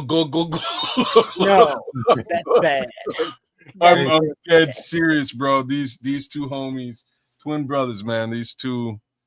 Don't tell the story, kids, because we got to keep moving. Let's keep it moving, bro, because it's not a good story. And it's a long story too. Let's keep it moving. What do we got? El Joe Nino. Shout out to El Joe Nino. Just jumped in the community quick. Chat. Yeah, he's been here before. I've definitely seen him before. All right, let's get to the next one. This is very similar. There you go. My girlfriend loves this one, and I got one more to go after this one. Ingredients: peach schnapps, vodka, cranberry juice, lime juice, and a lime wedge. Yo, you know what? Tart. Yeah, I'm in. You on that, ain't you? Tap me in, but I was gonna say put some heavier in there. There's vodka in there. I'm good to go. Let's go. This is sour. I'm in. I love sour drinks, so I definitely give this a go. Take that little umbrella on up out of there, and I'm all in it. Oh wow, yeah. I'm trying to impale somebody's eye with that at the bar and start a fight. But I think that when I'm on vacation, you know what I mean? It's cute. It's part of the atmosphere. You know what I mean? But there's nothing in this drink that I don't like. Like I said, that umbrella, me and the umbrella ain't working. Peach schnapps is very underrated. Very, very. I'm not big on it, but in a like given the mix you put down here, yeah, this would work out real nice, man. Lemon drop martini. Oh, word. Okay, Keith. There's nothing in this. There's nothing in this because you got the sweetness of the peach schnapps with the bitterness that's gonna come with the back end of the cranberry juice, so it neutralizes and it complements. I've had this before. Yeah, I have in the Bahamas. So was it sour? No. It was the even mix of it. If you've ever had peach schnapps in anything, you know how sweet that can be, right? It can be pretty sweet, yeah. So the sweetness of the peach schnapps sort of punches through. And so you got peach schnapps, the sweetness. There's a certain bitterness that comes with cranberry juice. Yeah, and then the world famous lime juice that neutralizes every fucking thing. Trust me, you'll drink jars of this, bro. Jars. Okay. This one I would definitely try, man. This one I would definitely try. Ricky's in with a rum and coke though. He came with the OG. Well, for all those that partake, cheers. Oh, you got the nog going on? Mm-hmm. Nog and scotch. Scotch and nog. What you think about this? This ain't your thing. I know, Trish. No, I got the vodka. And then like schnapps, man, peach schnapps.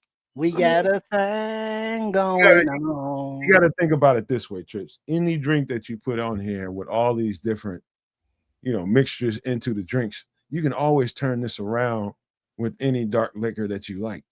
Oh yeah. Oh, no doubt. But I like peach schnapps. I like schnapps in general. Do you consider tequila a dark liquor? Yeah, the dark tequila you get clear. You can get clear. You can get clear tequila as well. Yeah, right. But that's bad for me. So you're saying the darker tequila. Dark good, clear bad. Yeah. Okay. Yeah. All right. Yeah. And that goes for all facets.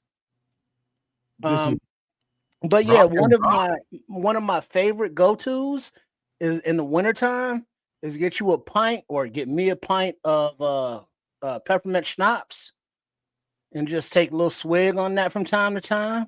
It keeps you warm on the inside. Man. Okay. This is better than you might think, man. Actually, the something that somebody did. I was in the Bahamas in my senior class trip, and I wasn't supposed to be drinking, but they were serving us up in the Bahamas. Somebody asked me at the bar. I had already had one, and she was just like, "Try this," and she had some watermelon juice. She poured some watermelon juice in that shit. Boy, that shit was so goddamn good, bro. Just look at this thing. You could tell it tastes good. Looking at the ingredients and how everything equals each other out. Imagine somebody splashing some watermelon juice in there. Oh my God, it was so good. Oh my Lord. Very, very underrated. You got to go find somewhere where somebody has a mixologist and knows it has a book of the drinks, because you can go to some, let's just say you go to some bar downtown Chicago, downtown Manhattan, downtown LA, and you're going to have people that's going to come in there and ask for everything under the sun. It's not like everybody in the world has heard of the woo-woo. I just got lucky that I went to the Bahamas and that was something somebody was drinking in there. I was just like, let me try that. What is that called? Woo, woo, woo. I wouldn't know about it. I've never heard of this shit until I went to the Bahamas. Absolutely delicious. Bartender, man. I want a woo, woo, woo. Any last thoughts on this? Because we do got one more to do. No, drink it. Look, y'all making me thirsty like hell. I'm gonna be right back. You start up the next one. Hold on, before you do that, you're gonna want to see this, kid. All right, what do you got? This one I think is gonna be. You want to do some DIY? You want to do some DIY vodka? Blackberry vodka. He says ingredients: vodka, cinnamon stick, bay leaf, sugar, and blackberries. And you just drip that in there, huh? Interesting. My girlfriend saw this last night, and she's like, "We fucking doing it." So let's go right now. Infusion, right? That's what you call it. Yeah, I'm not putting the bay leaf in it though. I can see why not, but what? I mean, it's part of the recipe. I mean, that adds a layer of flavor. I know what bay leaf tastes like, and I don't want that in my liquor. I hear you. Huh. You know what bay leaf tastes like? You want hating on the bay leaf. I mean, it's like the difference, like we was talking about last week, the jalapeno. It's like, it's okay. Can you deal with that in the drink? Like I can, depending on you, but you don't want to have that. Like this is going to sit. Basically, what this setup is you're going to create some mason jars of your own custom blackberry vodka. And so how you're going to do it is what you're not seeing in here. And the proper way to do it is find you a very thin net bag to put all of this stuff in. The blackberry. And just soak it in there. Just soak it. You ain't gonna want to turn around and jump on this the next day. You're gonna want to let this shit sit for a little bit. So you could do this in an infuser, like you would with water and tea. You could put put it under the sink for like a month or two. You know what I'm saying? Just drop that vodka in there and let it baste in the Chico stick and sugar blackberries. Let all that shit take a bath. Interesting. That'd be pretty nice, man. So this so then if that's the case, if you don't have blackberries, you can use strawberries or whatever kind of berries or fruits. Pretty much whatever. I love blackberry. I've had a blackberry vodka, but to make my own blackberry vodka would be absolutely amazing for me. This is definitely DIY blackberry vodka. Well, shit, blackberry, raspberry, blueberry, whatever kind of berry can be that elderberry. Elderberry. There's all kind of berries out there. Boysenberry. Yeah. So it's like those can be, something that you can DIY and pack away, and put them in tubs and just let them ferment. Because that's the term, fermenting. The same process with moonshine that somebody in the chat mentioned earlier. So it's like, I understand the concepts, and I think that the different flavors or the different fruits would be delicious, but yeah, vodka can't fuck with it.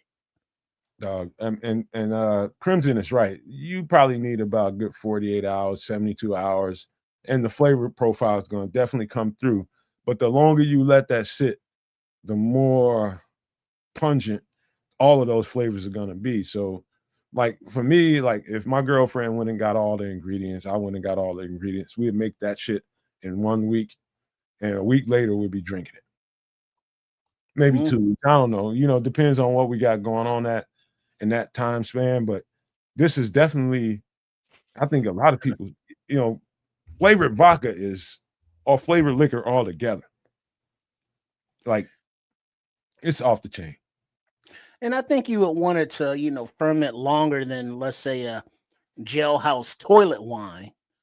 So I mean, go on, put you some whatever fruits, get you a garden of fruits or a tree patch or whatever fuck fruits grow, variety, and just have them all there fermenting, and just because the longer they go, the higher proof they get. Isn't that right? Something like that. There's an equation for that for all you DIY bottlers and stuff. I'm not qualified to tell you that truth because I don't know. But something about the aging process that strengthens it and improves the flavor, enhances it. I get that. Yeah, the more you let a liquor age, the more enhances what it can. I mean, yeah, I got 60-year-old liquor downstairs. What kind? All the different kinds, man. I've got because like I've heard of your 12-year-old scotches, the age stuff, but you said 60 years old. 60 years old. I got it. My mother bought a home for my grandmother, and it was a hoarder's home. It was an old man that passed away, and he had a lot of shit once we cleared everything out of the house and got to the garage and different parts in his basement. He had when I say old liquor, I mean like old Fred Sanford age shit. I'm not kidding you. And some of the shit I've estimated on the market get you $700. Like I haven't checked them all out, but some of that shit can get you. You got $700 bottles of this. You got 500, 400 bottles of that. But then the freaky thing, a lot of the people that can afford those bottles, it's not like they get them and drink them. They get them and put them on the shelf. I don't know that guy was thinking of that at the time. I think he was just buying shit. He drank some of it because you can tell if somebody was drinking some of it. Some of it was, half gone. Some of it was partially gone. But I'm just thinking of a name. These were used. There's a name of a scotch and there's another wine down there. One of them is out of business, one of the wines. But the scotch, give me a good name of a popular scotch. Scotch. Dewar's, Johnny Walker. Keep going. Okay. Chevis Regal. This like 70, 60, 70-year-old bottle of that down there or two. Okay. I'm sure that's some smooth stuff when you sip on it now. We opened one that was like, I think that thing was like 23 years old. We opened that one. It gets to a point where it's like, I wanted to age and all, but I don't know I'm gonna live long enough for the next corking or opening. Yeah, go ahead, crack that open. Let me taste it and enjoy it now. It's about what do you value? Do you value the dollar amount that you can fetch from it, or do you value the experience, the taste and the experience, and just having an aged liquor? Yeah, I want to know what it tastes like. It's like, what makes this shit so special? Go, as opposed to hell, look, this is worth this much. I'm gonna sit it on my shelf now and keep the dust off, but I'm not gonna drink it. It's like, well, the wine or the liquor or whatever it is made to be enjoyed. So enjoy that shit. Another thing, I would encourage anybody that can to maybe invest in properties that find people that have hoarded. If it ain't totally nasty where you got rats and roaches running up and through there, if you just got stuff in there and it's not nasty, it's just packed up with a lot of stuff, that might be a property worth investing in, man, because you never know. She didn't know that we were going to find that. All I know is I went over there to do a job for that situation, and she had some bums in there that was doing some of the work, and I seen them in there drinking liquor. Like, what the fuck? Where y'all getting this liquor from? They been cracked open some 30-year-old shit, and they just drinking the shit. I'm like, hey, get the fuck out of here, man. You know, that could be a nice either date day or if you're by yourself. But whenever you see an estate sale, go and stop through up in there. Yeah. You know, if you happen to be someplace and there's a locker or storage sale, you know, go and stop through up in there. It don't mean you got to buy anything, but just see what they have, because you never know what kind of like, oh shit, you'll come across to where it's like, oh, I got to have that, or you just get something and flip it on eBay, you know, whatever the case may be. Very, very true. Never know what you're dealing with. Found some damn player cards, like the cards that people buy, you know, Barry Bonds cards and all kinds of different stuff. Bro, you'll find vintage comic books up in there too, and make a killing flipping those. Just saying, I've come across a couple of lockers full of some old school Spider-Man and stuff, bro. Like you can make a good, couple of bucks. Just saying. But and the beautiful thing about storage and old stuff is that when the people made their investments and decided to keep it as an investment property, that was a while back. And so all this has been accumulating in price over this time. And so when you come across it, now it's like, oh, you got a nice little come up. So it's like, yeah, you know, go out and just, hey, babe, hey, let's stop here. And you're kind of going out on an activity, but you have an ulterior motive, trying to maybe get some come ups, but you ain't got to tell her that. But you know what I mean? So yeah, you know. All right. No, tell her, and she'll start hunting. She'll hunt, man. She'll get like. They'll go in there. Them women will get in there and they'll go hunting, man. They will find deals, and then come back to you, baby. Is that what you're looking for?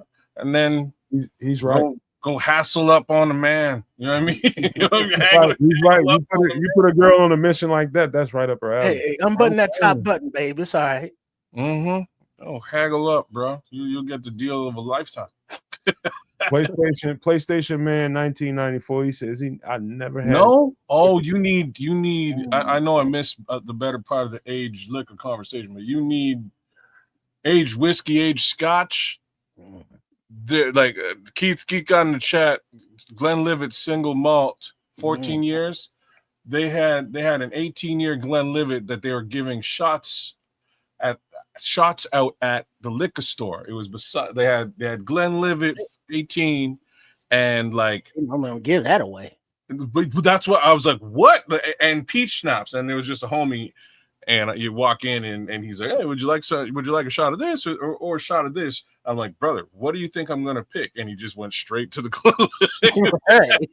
Straight to the Glen. And he's like, wait, clearly, the Glen is free. You know what I'm saying? That clearly you want some of the Glen. I took it. Woo-wee, bro. I was like, how much is a Glen? He's like $200. Damn. I'm in here for like 8 cans of beer. You know what I mean? That's like I came on a specific budget. I'm not here to buy $200 worth of whiskey. So what was that experience like? What did it taste like? Oh, bro, it was so smooth, bro. For just it was smooth. Can I tell you? This is burn. Well, whiskey's always gonna burn, but the burn was muted. It wasn't like I'll say like it wasn't like a dirty burn. It was very smooth. Did it make you make a face? A face like, fuck yeah, I want to buy this. I want to find $200 to spend on this that I don't have. Okay, but can I explain the PlayStation Man 1994? My experience, and one of these guys can tell me if they experience something different. You know, like when you go buy whatever you buy normally at the store. Let's just say you buy a bottle of Jameson. Let's just say you buy a bottle of Jack Daniels. That pungent odor of that liquor that comes out as soon as you crack it open is different than an aged liquor, because somehow all of that has settled down. it's not so new anymore. So when I opened it, I didn't notice that pungent smell that I noticed when I open a normal bottle of liquor that I go get from a store, and it's just a regular liquor. This aged stuff, I didn't smell it like that. And that's just me. And I didn't taste it to be quite as strong as I go get as a bottle I go get from the store. Right off the top, that's the first two things I noticed. It didn't hit me until the back end. I'll let them tell what their experience was, but that was mine. So age for me, because so my age experience is very different, and it's generally whiskeys and scotches. And with whiskeys and scotches, how they age it is they barrel it and they put the barrel away for 14, 18, 25 years, like however long that barrel sits there. And that's how you'll get it in a bottle with the 18, 14, 25, or whatever the year result is. The thing about aging it that way is you're going to pull the flavor from the cask. That wood. All the wood, all the peat, all that flavor that comes with whatever wood cask that it's been created or kegged into.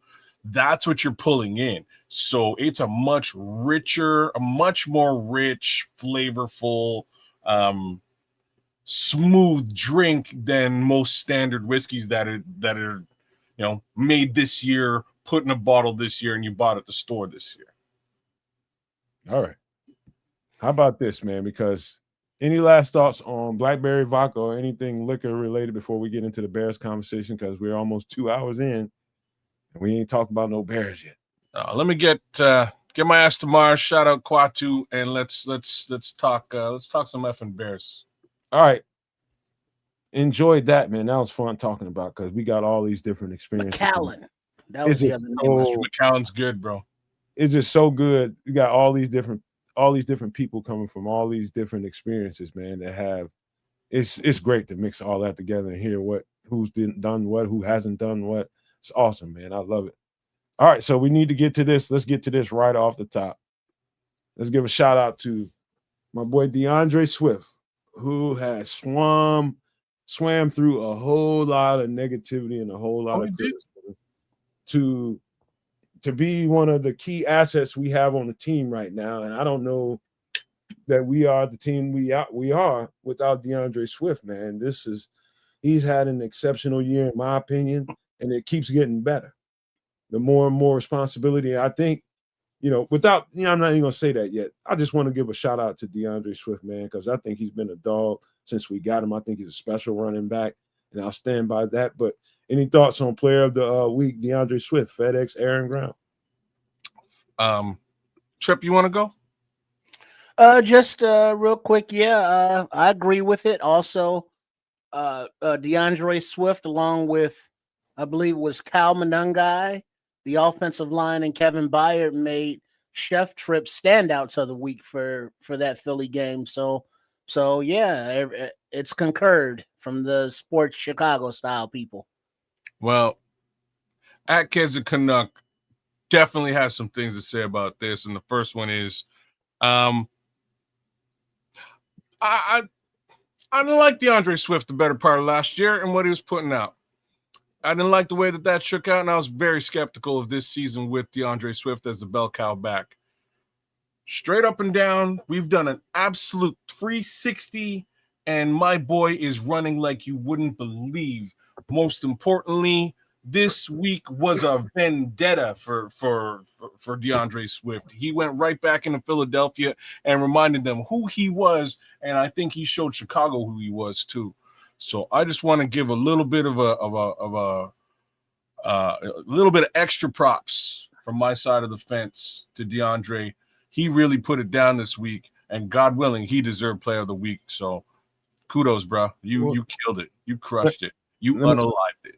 Let me speak to Bishop real quick. Let me take DeAndre Swift down for a second, because just a little note to the side. I did talk to Aldo, and I'm gonna read what Bishop says. He says, now that we're talking football, let's send prayers to Aldo at the bar room, who had a stroke on Saturday. He's recovering and on the road to recovery. I can verify that. You know, when I text him and we texted each other, he was recovering. He was doing therapy at that given time. He was doing rehab, and you know, it was a little bit of a sensitive moment for me. I talked to kids a little bit about it, man, but I have a certain affinity for Aldo. We all do, bro. You know? Yeah. Yeah, it's different. It might be a little different for me because I got to know Aldo in a way that I don't know a lot of people get to know these podcasters and people that create this content. And I want to just say, man, like I told him, I was like, man, you know, what's more important is you and just being you. You know what I mean? Forget this content creation stuff, man. Forget all that.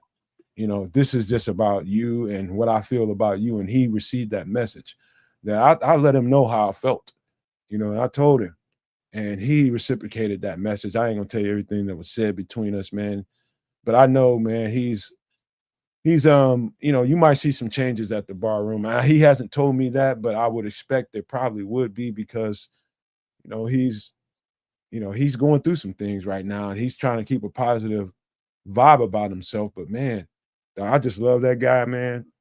I love that guy because of who he is as a creator, and his creativity just inspires me, man.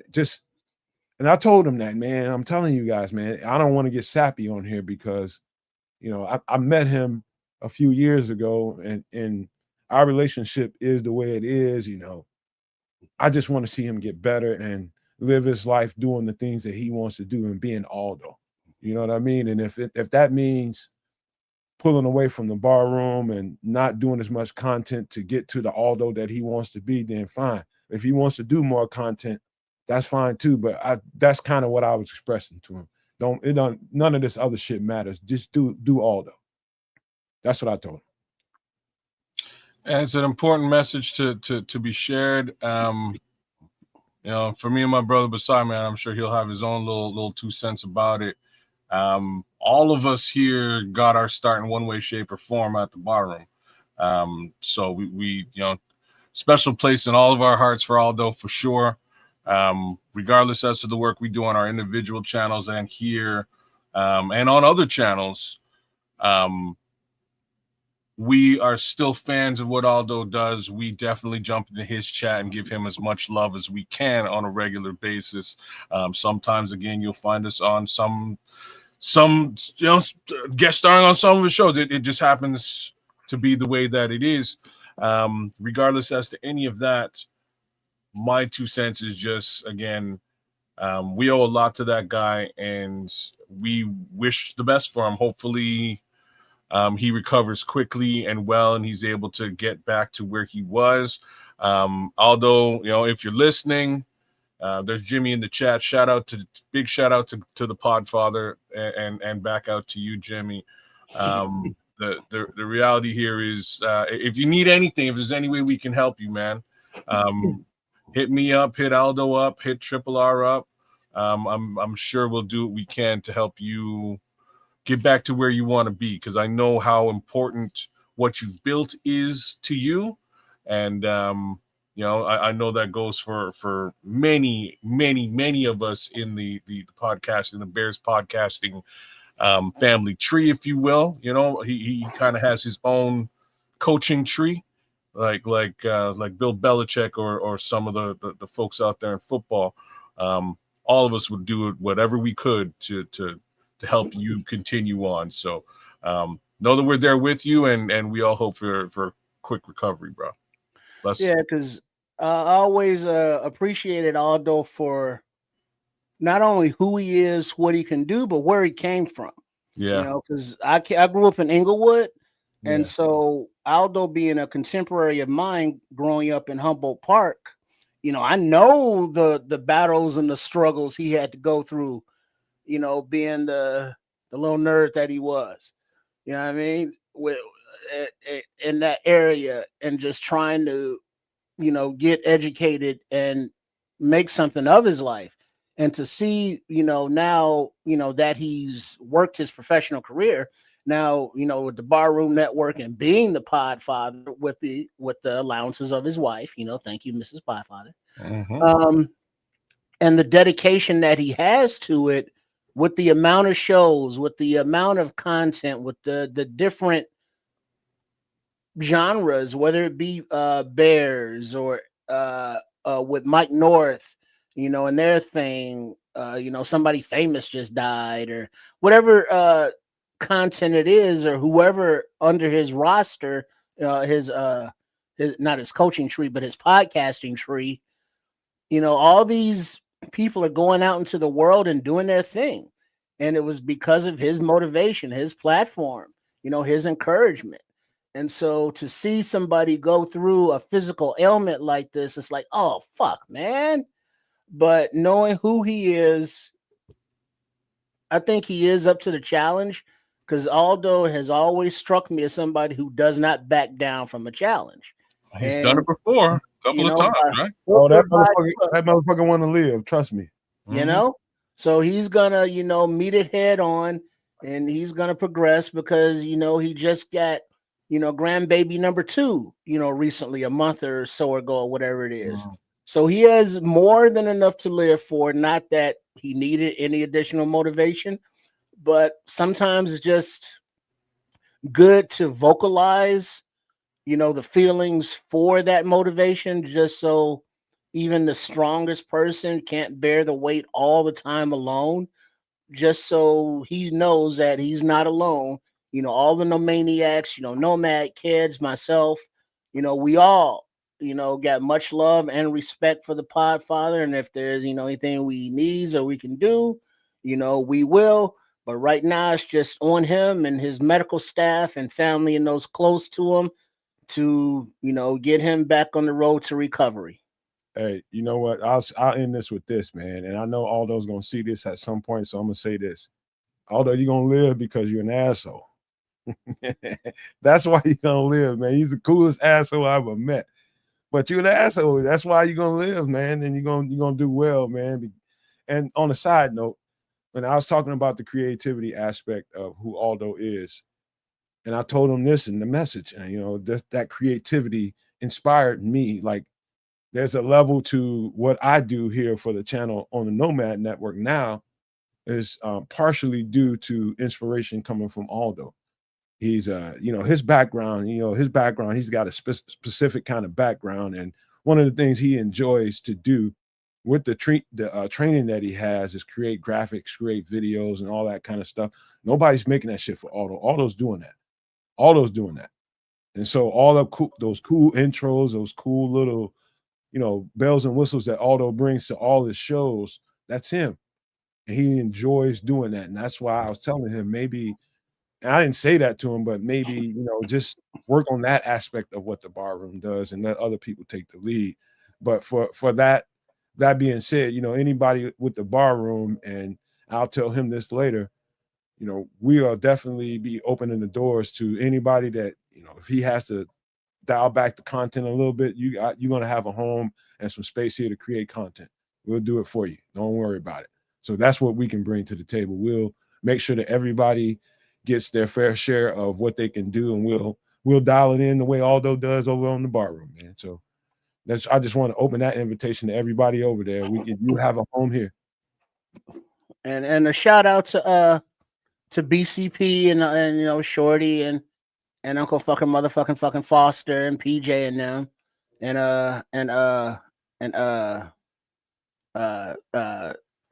Thigh. But also checked out the British Bears over there.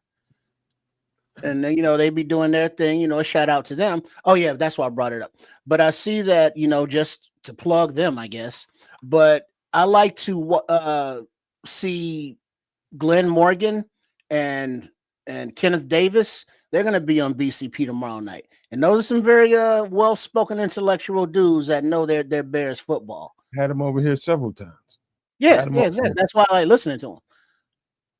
They Glenn Morgan in particular is very, very good, dialed in with the details. Like when I talk to Glenn Morgan, it's like I'm talking to a guy on the field when we're watching practice.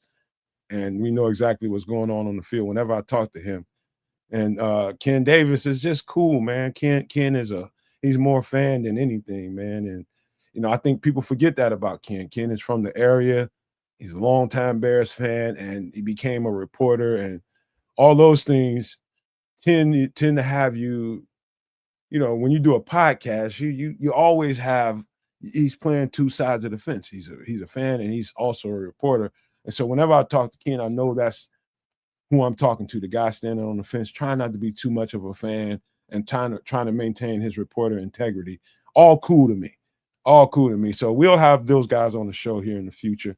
I've been intentional about not having a whole lot of guests on the show because I'm focusing on us.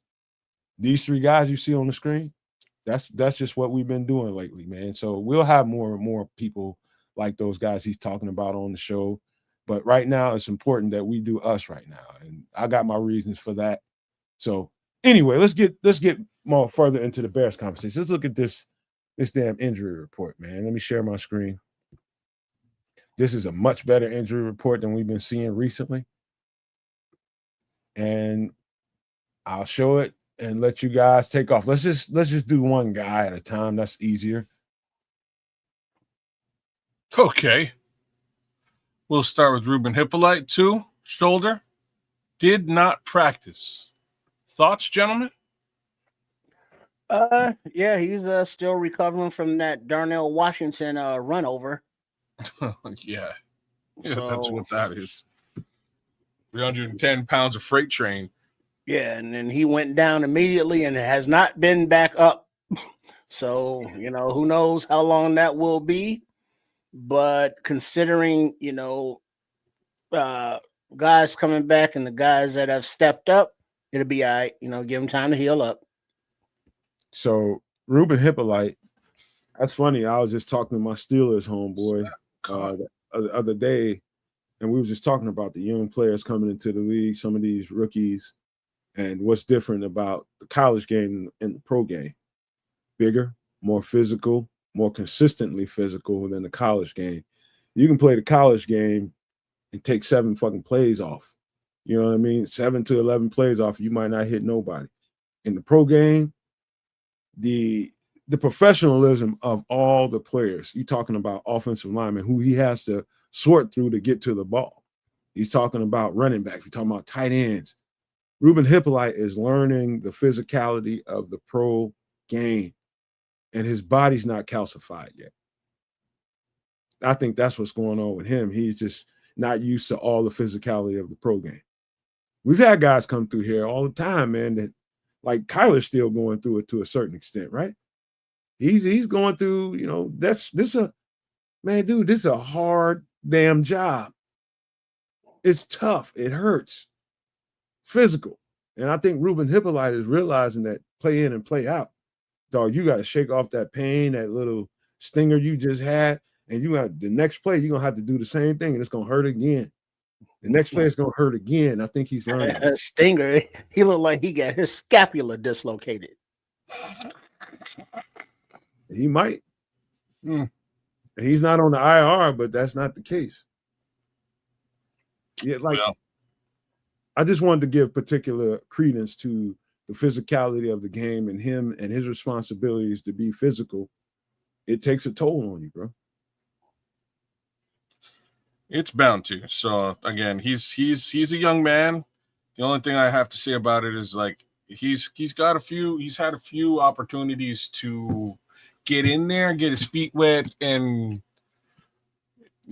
become acclimated to the NFL speed, if you will, or level of competition. And he just about every single time he winds up in the blue tent. So hopefully that doesn't continue for very long. It is clearly a new level that you have to acclimate to. So, it's a rookie season. He's got a shoulder injury.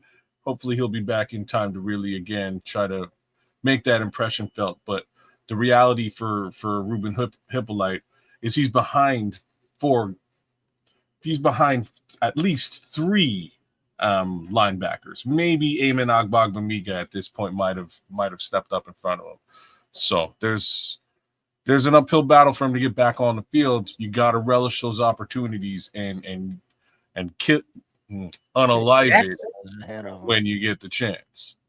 All right, let's just leapfrog right on down to TJ, because Crimson is talking about it, and that's exactly what we should do, because these other guys, this is just what it is right now. I don't look too much into these injury reports, but what's important is how soon can we get TJ back? Lord knows it would be great to get TJ back for this Packers game. And he's limited in this practice. Crimson seems to think he's coming back this week. We'll talk about that in a second, but it would be nice to have him back, man, because he's the leader on that in that front seven. He's the leader. He's the guy that calls the shots. He's the guy that guides the direction. He moves guys around. With the healthy TJ, we much more potent. Period. And those guys that have replaced him, D-Jack, DeMarco Jackson, great, played great. And if we got to go with him one more week, I'm happy with it. But it'll be nice to have TJ back in the mix. Trip. Yeah, it'll be good to get him back, but I just want to make sure that he's back for the season. You know what I mean? I don't want him coming back because he's like, oh man, I got to get back. Rivalry game, we're pushing for the playoffs, and then he's forcing the issue. As long as he's healthy, put him on the field. If he's not, 100%, Jackson and Amen, let them keep playing.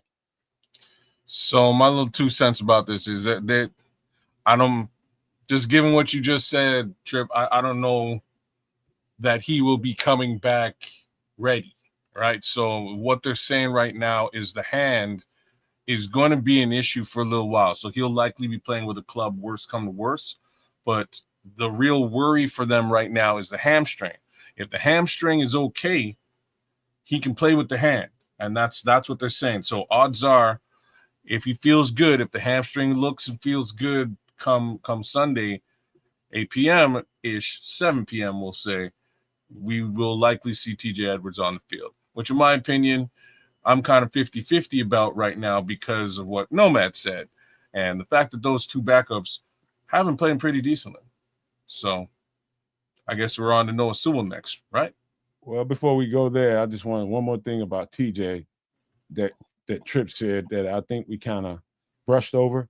What's more important for me, and I'm glad you brought it up, Tripp, is making sure we got him for the final stretch of the season. You know what I mean? If we gotta not have TJ for one more week and we gotta face the Packers, then so be it. I'm gonna be okay with it. I'm not gonna get nervous because of the way these guys are playing in his replacement. That's more important to me, is having your dogs ready for the tournament, the postseason rather. That's more important to me than having TJ ready for a game just because it's a rivalry. I don't give a shit. Get TJ ready for the rest of the season. That's the most important thing that can happen. Trips is right. Any last thoughts about that before we bounce down to Noah Sewell? Nah, Noah's next up. What are you saying? Noah Sewell, again, he's one of those guys. He's emerged as one of those key pieces that we can have out there. Same thing with TJ, in my opinion. Making sure that you have your key guys, your starters. You got 11 guys that you play with on a regular basis. You throw in another 3 guys that you might mix into the secondary. You know what I mean? As your key guys. You might play with an extra couple of safeties. You might play with a nickel corner, which is Kyler and everybody else that backs him up. The safeties. Those are the main guys that you play with. Other than that, it's a rotation along the defensive front. And so making sure that you have your key guys. Noah's a green dot guy. So the fact that they play, we got to give some credit to the coaching staff, man, and the assistants, the guys that get these guys ready to play football. It's almost like at times you don't know that we're missing Noah. You don't know that we're missing TJ.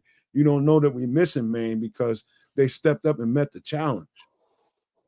That's a good system and a good structured system that you have inside that building, that you're getting that kind of production out of missing so many key players. You got your entire linebacker core off the field, and look what we've done. I'll be happy with Sewell back, but to tell you the truth, I mean, I'm just kind of like that on Sewell. When he's on the field, he's decent, and run stopping. His coverage is not so much, but then he's always hurt.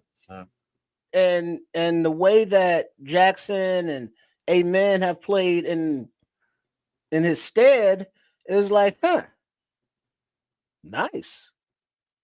I would assume that, Sewell is still higher on the depth chart, obviously, but I don't know. It's like if he plays, if he doesn't play, whatever, because we got other guys who have looked better than he has, in my opinion. That's definitely your opinion. Well, I'm not going to argue with your opinion either, because I think Noah Sewell's played really good football, but where they get him, or where he's been traditionally got, is in the passing game to the running back. When he's caught covering a dynamic pass catching back, coverage ain't his forte. It happened with Aaron Jones, happened with a couple of backs this season. I can see that happening with Josh Jacobs this week. So that's the only area I'm slightly worried about. But outside of that, we need all the help we can get with respect to the linebacker core. So I'm super happy that he's back and ready to rock and roll. I'm just a little bit trepidatious, just given the way that DeMarco Jackson has been playing football these last couple of weeks, man. He's been doing a great job. More or less, Saquon Barkley, again, another pretty solid pass-catching back. It's absolutely useless in the run game last week. The previous week, things looked ugly in the first half of the game. Things looked beautiful in the second half of the game. He's really stepping his personal game up. I'm just worried that bringing back Noah Sewell after a couple of weeks being off, I don't know if he's going to be up to speed and at the level that DeMarco's playing at right now or not. That's what I hope it's an upgrade is really what I'm trying to say. Well, I'll just tell you this. They're all listed on the depth chart the way they're listed for a reason. I'll just leave it there. That is fair. That's my take for the whole linebacker conversation. Any other? Let me see. Let me look at here. Tyreek not being there. With Jalen and Kyler back, you're not as worried. You're definitely not as worried with Tyreek missing now. With Jalen and Kyler back, you saw Kyler out there playing some of that some of that Tyreek role. You saw Jalen out there playing some of that role. So they mixed it up really, really good. And I think that was helping to keep the team off balance. The fact that they was playing a lot of dime coverage, man. There was a lot of dime coverage out there. They was playing with multiple DBs, and I think they should continue to do that. In fact, I think after what they just put on tape against the Eagles, I think if the Packers are smart, they will design a game plan to try to exploit. And the only way you can really exploit having extra DBs on the field in a dime package is to try to run the ball. And I think that we've been pretty solid against the run. Pretty damn solid. And that's really the only counter you can have to a defensive coordinator putting extra defensive backs on the field, whether it be corner or safety. That's your only counter is you run the ball at that and see if they can tackle. We got some pretty physical dudes, man. Pretty physical, and I ain't worried about them in the run game. Yeah, if you're bringing in a defensive back like a CD Deuce or Kyler Gordon, they're very supportive in the run game. But then also see how they eased Kyler and JJ back last week, both on the left side, but they would, alternate reps for them. so they would each, could divide them up as they were just coming back from injury. But I could see the Packers not only trying to run against the dime, but anytime Nick McCloud is on the field, they might try to target him. Yep, like that's shout out to the chat on that one. So Crimson is saying, You said that. Well, he's saying something close. Like, as long as Nick McCloud ain't out there, I'm comfortable. So that's what Crimson is saying. That's a little. It might be a little bit much. I know you are a Nick McCloud fan, and I mean, when you look at the film, I guess that's where my perspective comes from. If you look at the game on his face, you'd be like, "Oh shit, Nick McCloud. Oh, okay, you can." No, it's better than you think. He's playing better than you think. And if he gives up a couple of receptions here and there, that's just part of the game as well. Well, I'm gonna put it like this because I think it's more easily understood this way. If you have the opportunity to field Kyler Gordon, Jalen Johnson, and CD Johnson, as well as Nashawn Wright, you're gonna want to do that over fielding Nick McCloud, right? Like, can you agree with that? I can't. You can't? So who would you want to? Why? Who would you want to put? What I'm trying to tell you, kids, is they have a lot of healthy DBs coming back right now, and there's a lot of guys that have earned playing time, and I think they're trying to honor that defensively and making sure that these guys that have earned and have carried us this far. Even though we having a healthy Kyler come back, we having a healthy Jalen come back, they're trying to figure out a way to put these guys on the field and make sure that they get some love. I'm saying that Nick McCloud is, you got some plays that were highlighted that is just like, man, goddamn, Nick McCloud. He's let me just say this. If you want me to give you some Nick McCloud criticism, his transitions are slower than I would say they should be. And if I'm Al Harris, that's what I'm working on. His breaks, like if a receiver is coming at him and he's one-on-one with that guy, his breaks, his transitions to make a play on the ball are slower than everybody else's right now. And so for that reason, I would agree with some of everything that y'all are saying, but that's one aspect of the game. Well, I wasn't really criticizing Nick McCloud. You went right into criticism, which was actually surprising. All I was saying is that I would rather put those other guys on my preference. I got it. He's going to get out there, right? He's going to get out there with respect to, load balancing for each and every one of those guys. They can't be on the field running full tilt every single play. Nick's going to get on. So, in that regard, I have no problem with it. But most definitely, I'm putting all 5 of those guys on the field before Nick in any given interval, if possible. And that's just me. And it's going to get a little bit worse as the rest of the secondary, starts to heal up and get back at it too. Well, let me give you a little bit more detail before we get off of Nick McCloud. And this is just for reference. In context of what we're talking about, what you saw is a whole lot of Nick McCloud playing boundary corner. Right. Well, we saw him play at the nickel position as well. Well, that was earlier in the season, which he played a whole lot better at that role. His role, obviously, I think Nick McCloud is more of a nickel corner or a safety, in my opinion. That's just the way he plays. He plays better football that way. He's more that's why he looks like shit at cornerback. Oops. Boundary corner. So nickel corner. Well, yeah, boundary corner. But I mean, he's like Nashawn Wright without the height or the turnovers. Nashawn Wright's been playing ball. That's actually super funny if you really thought about what he just said, because the height is what. Because Nashawn Wright's been balling his ass off. Yeah, but his physical, like what Trips is saying, is like Nashawn Wright will get burned, but his physical makeup allows him to break on a ball. Like he breaks upon getting burned. A receiver will be behind him, and he's so imposing, so long. Like that interception against DJ Metcalf. Nick McCloud ain't making that pick. No, he's too small.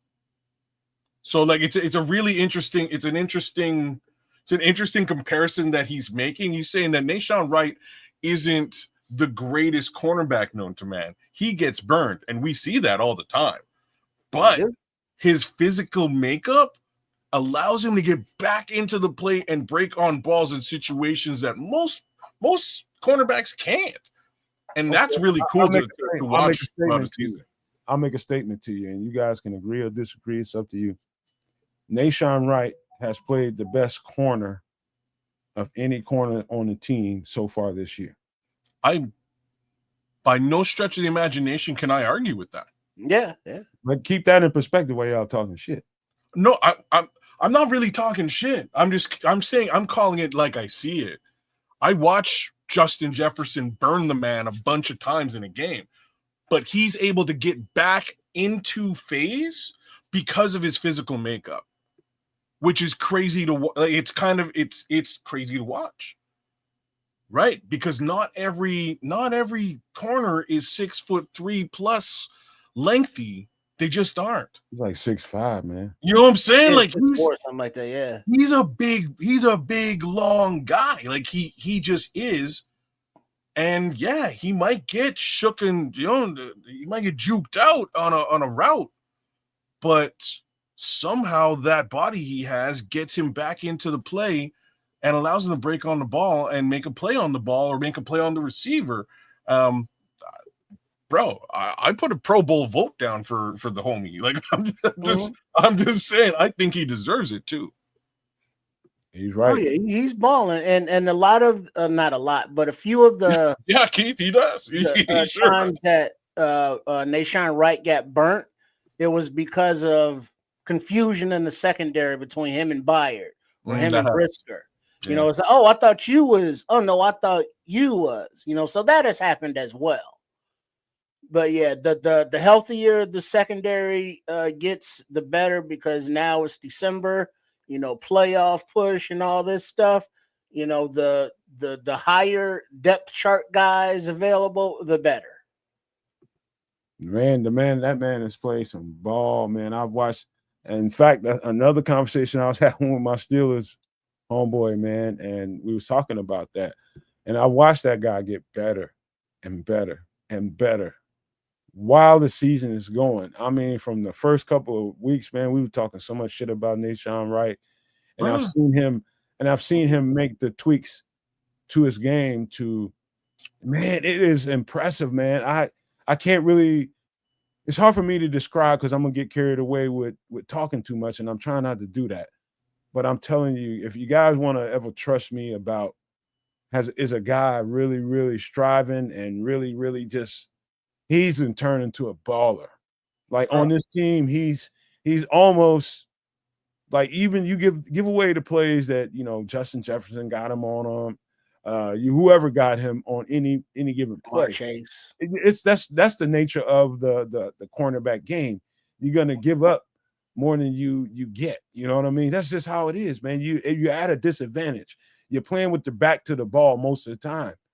People don't understand that, like, especially when you're playing a mostly man covered system, which is what he's in. You got your back to the ball all the time, and everybody's judging, how many catches somebody gets on you. It's just like, motherfucker, you come out here and do it then.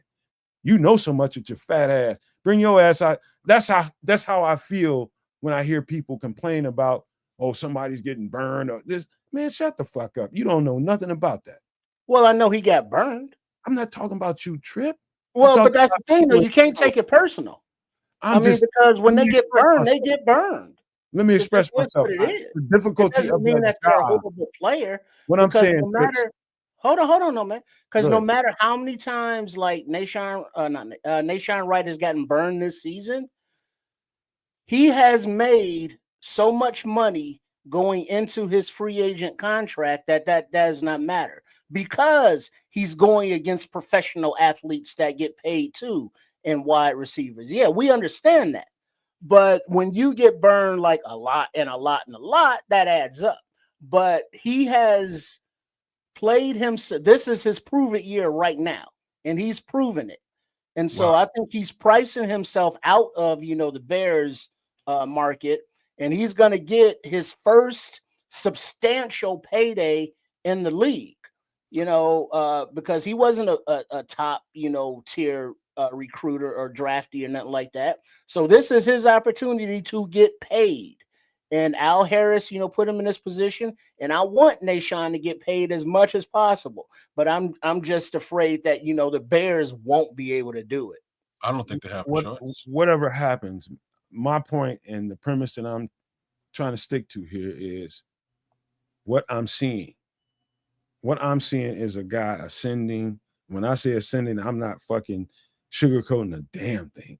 Nahshon Wright is getting better and better and better and better. Some of these highlight plays y'all keep seeing that y'all like, oh, god damn, he got hit again. It comes with the territory. I'm trying to tell you. It doesn't make, that just comes with it. Long as you make more plays than you give away, it's good. And I'm telling you, he is an ascending cornerback. In fact, he's one of the top cornerbacks on this team, with or without Jalen, with or without Kyler, with or without Tyreek. That's how good he's playing right now. That's my point. But shout out to Cloud Chasers Radio. He says Nahshon Wright, and shout out to the 499 chat. He says Nahshon Wright leads the league in turnovers in general. He needs to be getting an all-pro consideration. This is what I'm saying, right? So I'm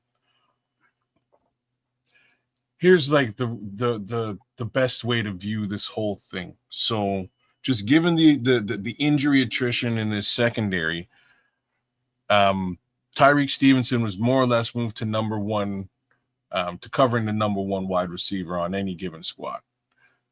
He's the only guy left to do it, which means that Nahshon Wright was guaranteed to be targeted more so than just about anybody else on this in this secondary. That's just what was going to happen.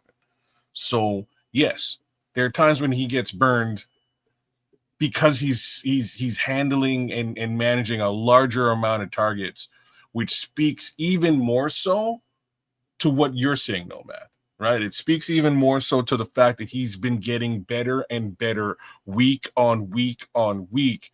And as stated, given what Cloud Chasers is saying here, and again, big ups and thank you for the super chat. Hey man, he's pulling balls out of the sky. He's taking them with him. That's what's happening now. He's a little bit of a threat, and I think that quarterbacks should be aware that you can try to throw up a 50-50 ball against, this 6'3", 6'5" corner. It might be going the other direction, Jordan Love.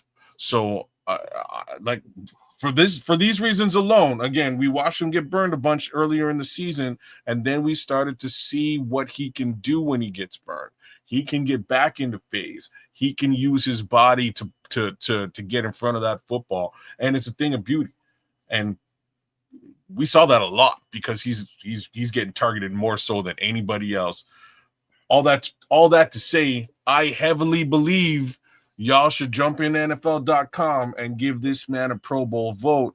I think he and Byard, the two of them, if not a couple more players on this team, but definitely those two, deserve a Pro Bowl nod from anybody who's voting. I think anybody who's voting should be pointed at those two guys for sure. Kids, let me throw some icing on that cake for you, man, because I'm glad you're giving him that love, and I'm gonna give him some extra love because he deserves it. I watch cornerback. Of course, I'm a cornerback, and y'all know that's why I'm the way I am when we're talking about DBs, man. I just know that game, and like the back of your hand. Yeah. What you notice about a guy that is a legit 6'5" guy, man. He's 6'4", 6'5" easily. What I always notice about anybody that size, that long, and he's made like a pterodactyl, man. He's got long arms. He's got long freaking legs. Usually guys that size and length usually are long striders. You get guys that tall, they usually have a little bit longer stride than your average size person that's 5'11", 6 foot. These guys they take shorter steps. This guy has unique feet for his size. Unique, absolutely, for his size. He's a unicorn. And it's funny that he's been on the scrap heap of a couple of teams and not really given the proper opportunity in, but somehow Al Harris took some kind of, he saw something in him and he just kept working with him and did what he could to get him here in Chicago and got him here, and the work continued. And you can see the results. This guy has unique feet. He's got a unique body type.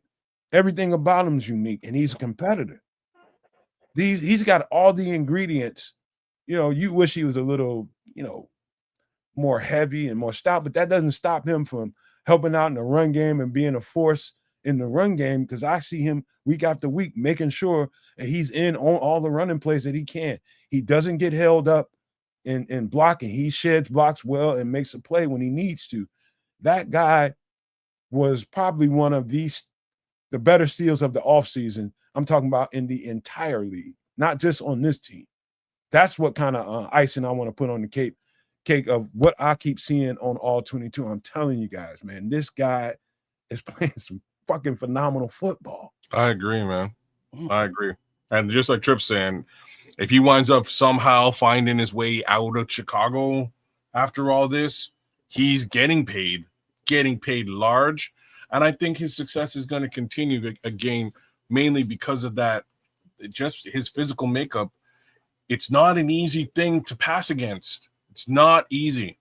So he's also super quick, man. And I was really shocked that he was able to get in and punch that ball out this weekend against the tush push. That was awesome, right? That was a thing of beauty.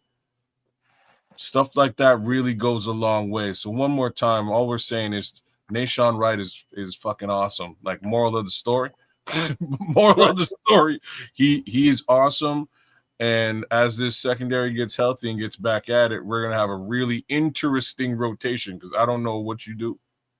Well, before you go, Nomad, we got to say it one more time. Coaching matters. Coaching does. It fucking does. And just one more little cherry on top. Think about what we just did. We got a player that was on the practice squad. Nobody expected him to even make the team. Look at what happened. We're talking about Pro Bowl. Think about that. He's just trying to fight to get on a roster. He'd have been happy on the practice squad. Keep me on the practice squad. Keep me a check coming in, and I'll do everything I can for you. That's where he was at. He ascended to by default, because of Jalen's injury, we got to see way more Nahshon Wright than we were expecting to see. And how well has he ascended given that responsibility? Man, I can't say enough about the guy, man. I can't say enough, man. What a fucking steal. What a fucking job Al Harris, Dennis Allen is doing with that kid, man. Come on, man. That's just, I got nothing but love for that and respect for it. Yeah. Practice squad body turned potentially Pro Bowl recipient. And that's why I'm saying he deserves your vote. You know what I mean? Like, he deserves your vote, because he really should not be where he is, shouldn't have the opportunity he has. Got it and ran with it to the fullest. But anyways, couple of interesting questions in the chat. First one being, I'm gonna get to it. I know I'm gonna get to it. We're gonna get to that right now. I'm about to take this injury report off the screen. We're gonna get into this Packers game and what we think is. Well, wait a second. We didn't touch on Kamanungai's ankle, though. All run with Dunze's foot. I'm not worried about either. Okay, me either. All right. Yeah. I would think that Kyle and Rome are just resting. Me too. I think everybody winds up playing. I think we fine. Except for this. Oh, and he played. I was going to say, except for this Dominic Robinson concussion, but he's a full participant. So I think we're probably good for the next little while. All right, let's get to this Packers game, because there's so much I want to talk about here. Let me pull this down off the screen. Let's get to this Packers game. I got so much to say. I just better let you guys talk a little bit first before I do anything.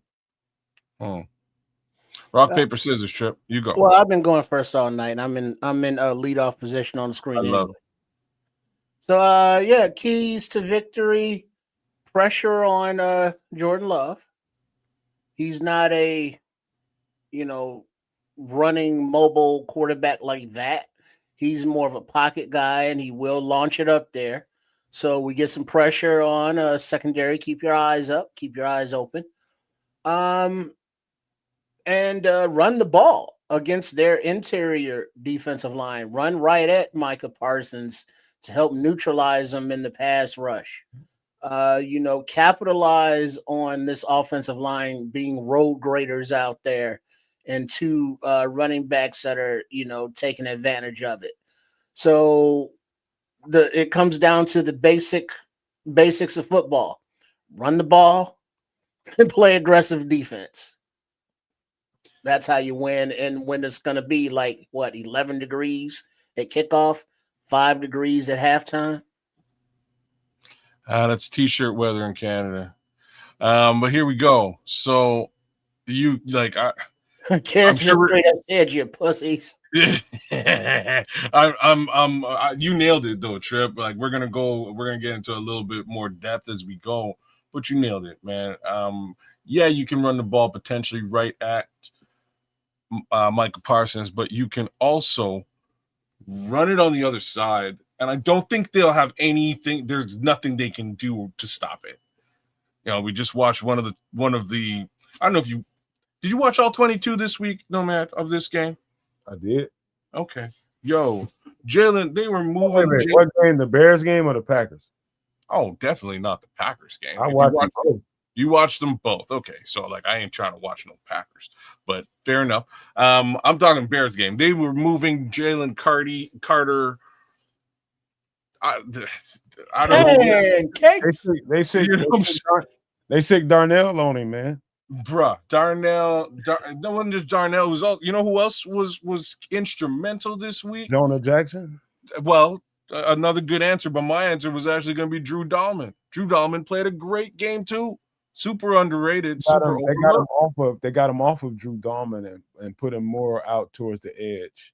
Well, I seen a couple of snaps where Jonah and Drew pushed this man over to the left edge, and it was just right there are gaping holes that DeAndre Swift could have broke out, but he says, "Forget it, I'm going straight up the center," and there's just space. That right side, I feel that they can dominate running the football on that right side all day long, and it's going to be a problem to stop. There ain't a team out there that can fucking stop them. I don't think there is a team out there that can stop that. What's going on that right side of football? Well, I think the left side's coming along as well, because remember, Ozzy's just getting in the game, or not in the game, but into the starting lineup.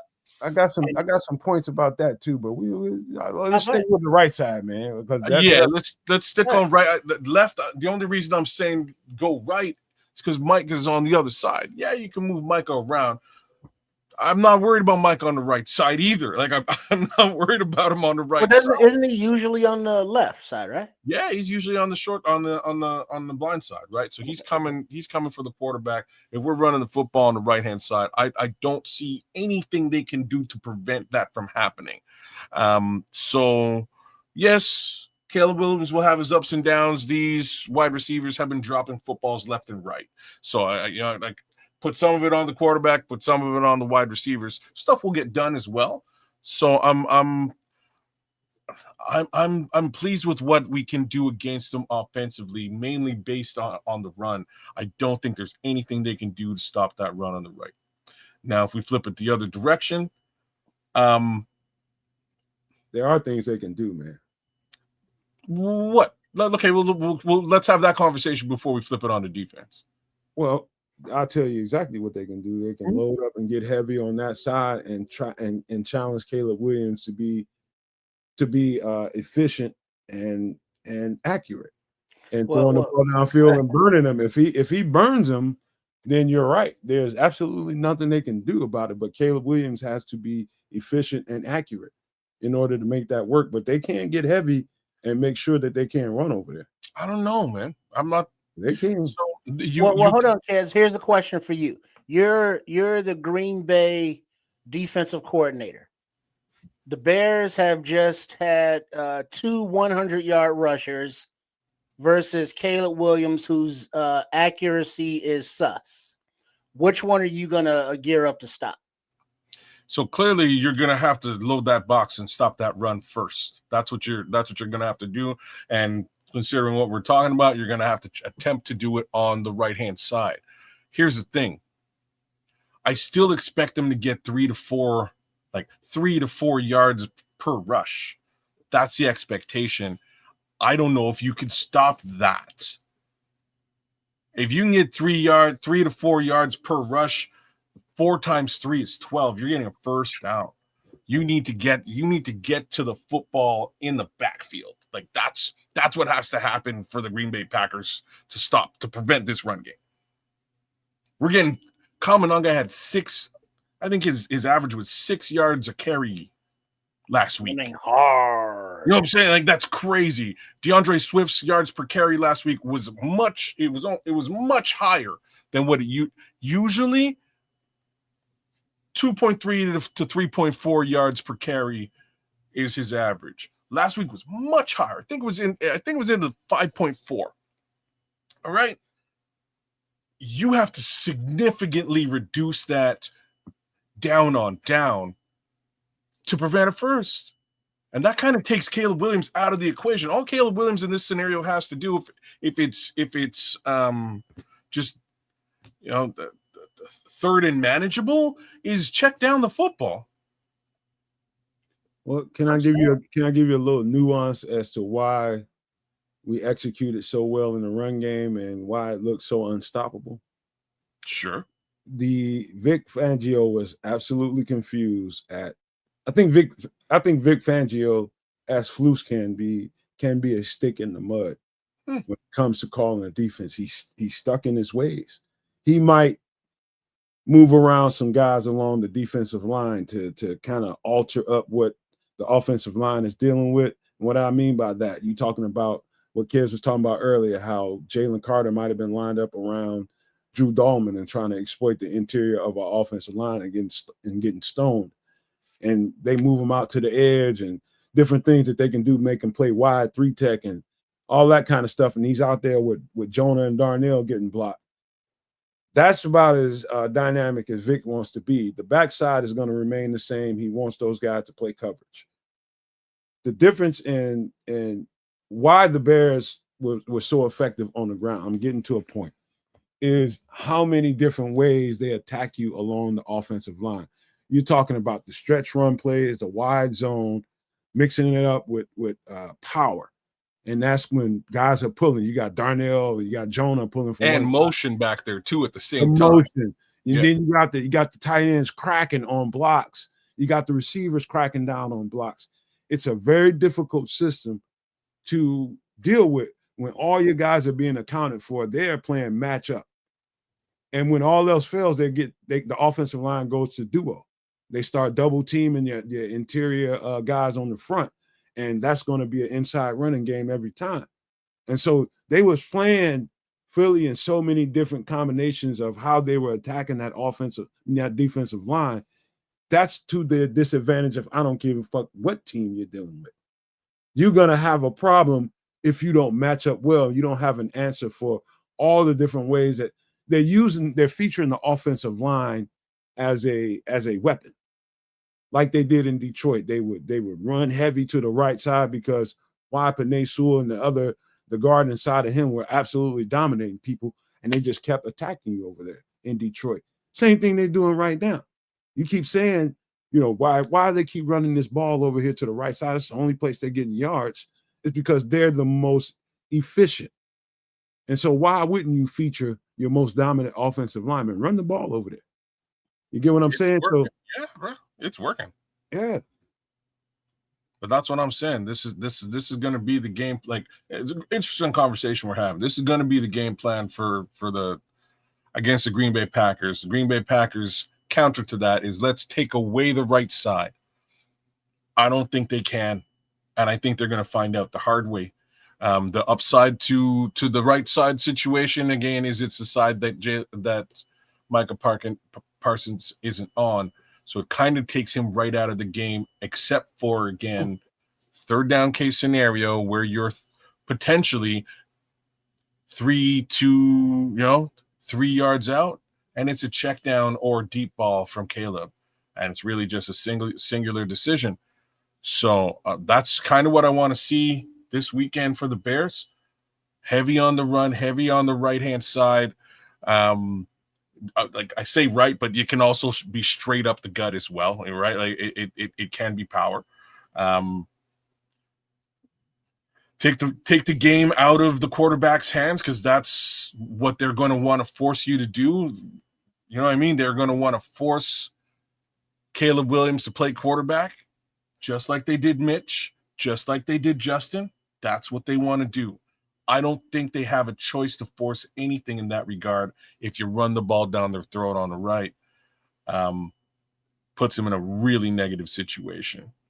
So that's my 2 cents on how we can beat the Packers this week. It's clear and easy if you look at what I've seen, that the Packers will try to do anything. They will try to adjust and move the size of the offensive line to the right side. And I know Ben Johnson knows that. What he's been doing, and you got to give Ben Johnson a lot of credit, he's been out coaching motherfuckers, man. He has been. Yeah, Coach Football Psycho been on that shit. You're damn straight, Football Psycho been doing it. I don't know. Like I said, like last week, he had to take 5 and get back to, what was working, and he did, and it worked. So I don't want, you know what I mean? Sometimes he gets a little bit ahead of himself. I got to laugh. I was a little worried. He wants, and this is clear and obvious, he wants his passing game to rule the world. And it's just not quite there yet. Boys, when it's there, NFL domination. Like, you know what I'm saying? Like, what I'm looking at right now with this team and what they're doing defensively in the run game, just offensively in general scheme, when that passing game finally clicks, when it all starts working, oh boy. Hey, did you see the comment that Ben Johnson made this week, that we're winning because of our running game and not because of our passing game, or to the effect of we're winning because of our running game in spite of our passing game? So he's very aware of the shortcomings of the passing game, and he's vocal about addressing them. So yeah, it's something that we've heard Ben Johnson say, yeah, we need to fix this, and it got fixed eventually. Cleaned up the penalties, better discipline on the field. They're starting faster in games. They're more cohesive throughout the games. The time management, clock management is getting better. So as he makes the press conferences and people aware that, hey, I see these issues, we see these issues watching the game and talking about the game ad nauseum, the games plural. So he is growing on the job, learning as he's going, and he's not making the same mistake twice, and he's progressing and getting the best out of his locker room. So whatever the Packers defense throws at Ben Johnson this week, it's like, all right, they know that, all right, the Bears are going to want to run the ball, so we're going to gear up and run and stop the run and make Caleb Williams hurt us with his arm. So, Coach Ben Johnson knows that this is probably their plan. So there is the aspect of we're going to line it up and we're still going to run it, to the right, because that's what we do. Or, yeah, we're going to do that a little bit, but we're going to bait you so much into believing that and calling defenses for that we're decoying these other plays or what have you. So, the counters to what he expects them to do to stop this offense. That's when you get into the chess matches and all that fun stuff. All right. One last thing I want to say about this matchup. It might be the most important thing that, in my opinion, that we've said all night as far as this matchup goes, is the way, if it's me, we got all this history, we got all this residue to pass. I don't know how many years Aaron Rodgers has been here, and they've literally, and I hate to say it, they've owned us for the most part. Outside of that game last year that didn't count for shit, they've owned us. This rivalry has made us sick.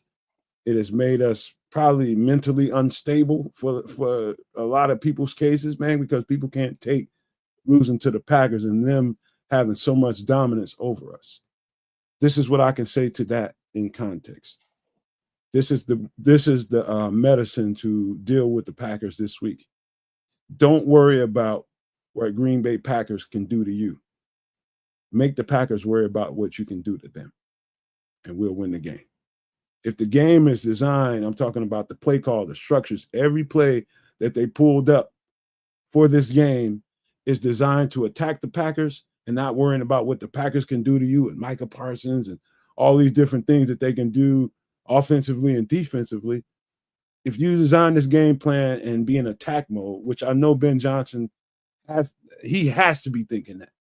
You ain't worried about what the fuck Micah Parsons can do. Jordan Loves, any of those receivers, the running back. Don't worry about that. Design the game plan to attack them. Don't worry about what they can do. And I think we beat these motherfuckers. I'm not saying we're going to blow them out because it's a rivalry game, but I'm saying we're going to convince them that we're the most dominant team in this game Sunday. You know, did you ever feel that the Eagles game was it felt the score felt closer than the game felt to me? Yeah, Kids was the only one worried. I was just worried about, like I say, I was just worried that I couldn't quantify why he was trying to pass the ball in the situation he was in. We're leading, you're putting the ball in harm's way, and the passing game it's not clicking. Run game is running ruckshot all over this team. We're bursting holes left, right, and center, and you want to throw the football. I'm sorry, I was not with it, and like neither was 90% of the chat. But then he clued in and he did the right thing. But regardless as to all that, when I was brooding, the score was 10-9. And even at 10-9, this game did not feel like it was out of hand. Not for a second. We was owning them in the trenches, bro. Yeah, all night, all game long. So I expect that to continue. Hate to say this, Philly fans, if you're watching, shout out to myself and my boy D Nice on the Superflex show last night. We both have a strange feeling that the Chargers are going to walk right into Philadelphia and do the same thing with Omarion Hampton and Blake Corum this week. After watching what we did to them, I think those boys are going to run all over Philadelphia too. It's going to be a problem. But back to where we are against the Packers, I think we got to flip the script here and look at the defensive side before we move on to other conversations. And I think we have an interesting goal there too, more or less. A lot of what we just finished watching this week defensively, layer in a little bit of Kyler Gordon and C.D. Johnson here and there to add that added pressure on Jordan Love in key downs. Hopefully we can get some pressure with the front four. Grady's been playing much better football. I don't know if everybody's been noticing, but Grady Jarrett is starting to make his impression felt now later in the season than he was earlier in the season. He's been all these things. What's that? He's been dominant. Yeah, he's playing. You were saying? Last two games he's been dominant, but carry on, bro. My bad. Yeah, I'm that's basically where I am. I'm happy with what I'm seeing with the front four. It's adding a bit more pressure. But again, you layer in CD and Kyler, and now you've got a manufactured pass rush from nowhere. So with that being the case, that's very interesting. I'm not sure how that is going to bode for Jordan Love. Jordan Love has a tendency, but he's accurate as all hell. You got to put this out there too. He does have a tendency to get in those situations and float one. Chuck it up. And when he chucks it up, for the most part, his guys go out there and it's 50-50 and they pull the ball down. That's what's been happening. Well, I don't know if that happens this week with Nashawn Wright playing the way that he's been playing, with Kevin Byard playing the way that he's been playing, and with Jalen Johnson back. Well, let me throw 2 cents in on that, kids, because I'm glad you brought that up. Because I'd have been out of this conversation and on to a whole other one without you mentioning that. Mm-hmm. And that's a very important nuance to the stuff that I see on tape. Now, you think about let's compare the two, compare and contrast. Caleb Williams, when he can be accurate, and when he's accurate, there's not a lot of error underneath Caleb Williams's balls. Caleb Williams, when he throws the ball, it's pretty tight and pretty on point to wherever that target point is. It's not a lot of air under it, as opposed to Jordan Love. There's a nice amount of air under his balls. Yeah. Why do I say this is important? Jordan Love's his highest accuracy to me, and it might be some stat to probably disprove what I'm saying, but this is just the way I see it. There's the stat right there, +3 Jordan Love turnovers. So he doesn't have a lot of turnovers on the season at all. Okay, I expect to be a couple this weekend. But this is where it gets a little different. To me, Jordan Love's best football is when he's attacking the middle of the field, whether it be in the short area, whether it be in the deep third, wherever it's at. That's, to me, when he's the most dangerous, when he's attacking that part of the field.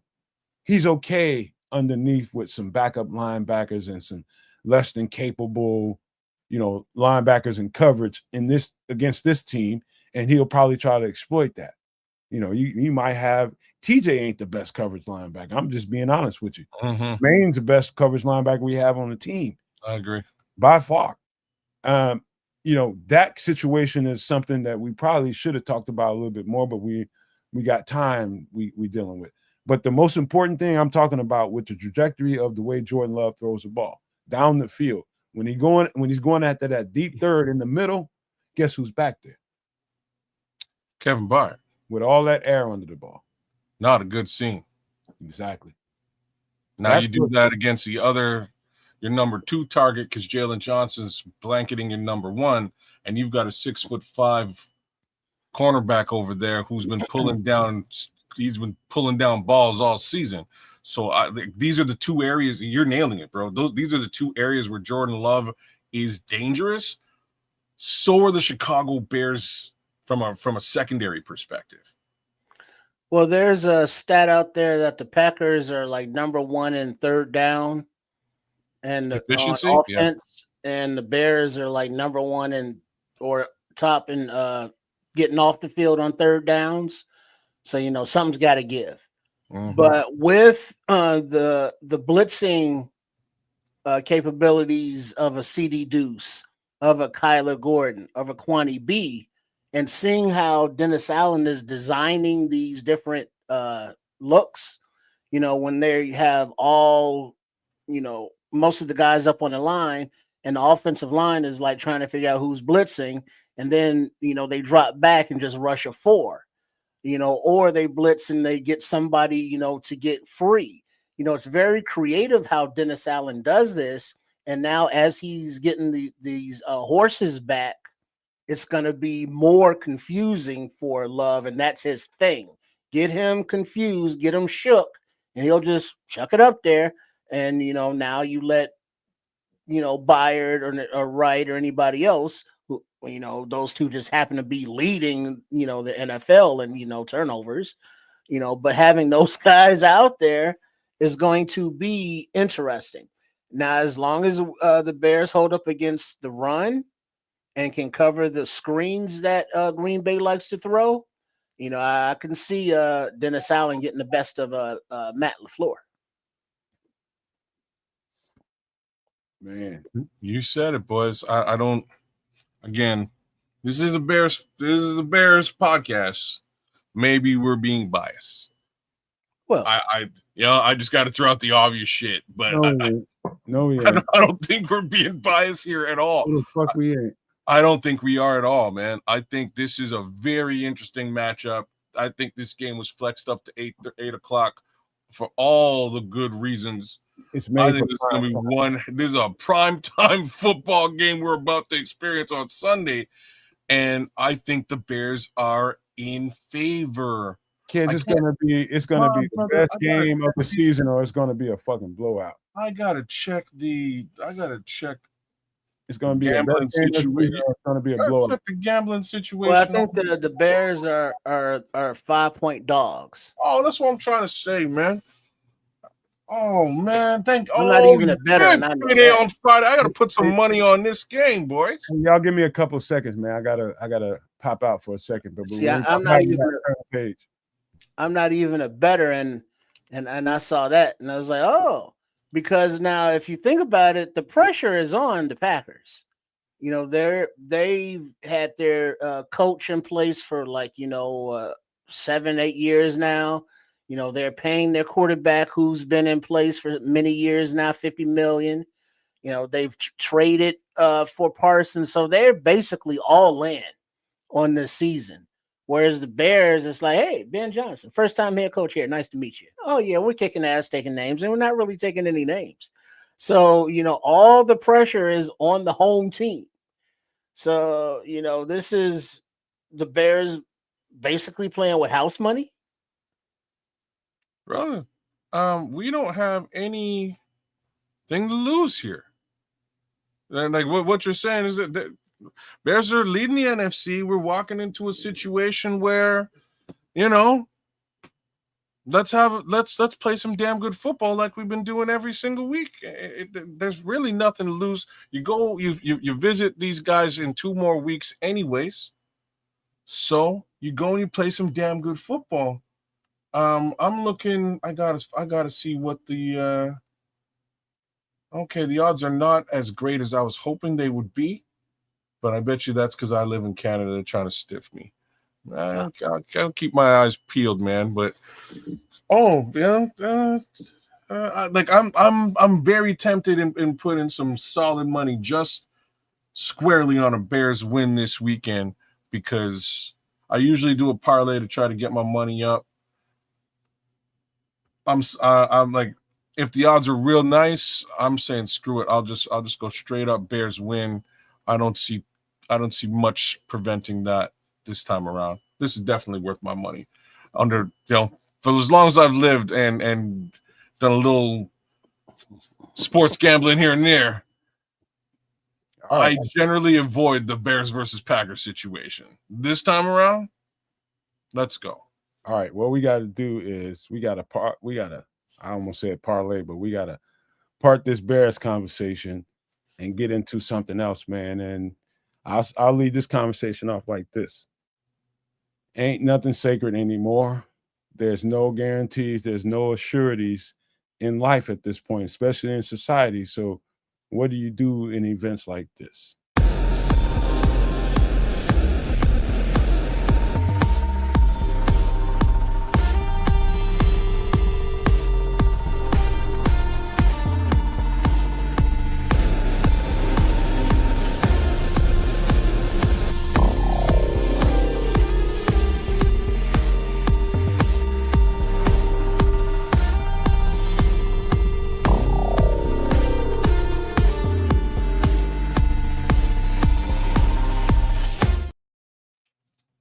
So what we have here, Trips, I think you mentioned this 2-3 weeks ago. I can't remember exactly when, but I know you mentioned it. Talking about, under these circumstances where when things break down and you don't have regular services going on in society, and you run out of everything you have in the house, and now you got to start thinking about, let's just say you can't even stay in your house and you got to move around and you need to depend on nature. What is this you see in front of you, Trips? All right. The Complete Guide to Edible Wild Plants, published by the Department of the Army. And I would be like, yeah, because just thinking about, mushrooms, there's a shit ton of different mushrooms that grow, but not all are edible. Just think about the daisies, the dandelions, any wild plant. Some of them are edible. Some have medicinal purposes as well. But just looking at the edibles, if you need to, feed yourself, You can go out and forage for, whatever plants they may be, and you can, sustain yourself by getting the nutrients from the wild that are, is just knowing what is good for you as opposed to poison.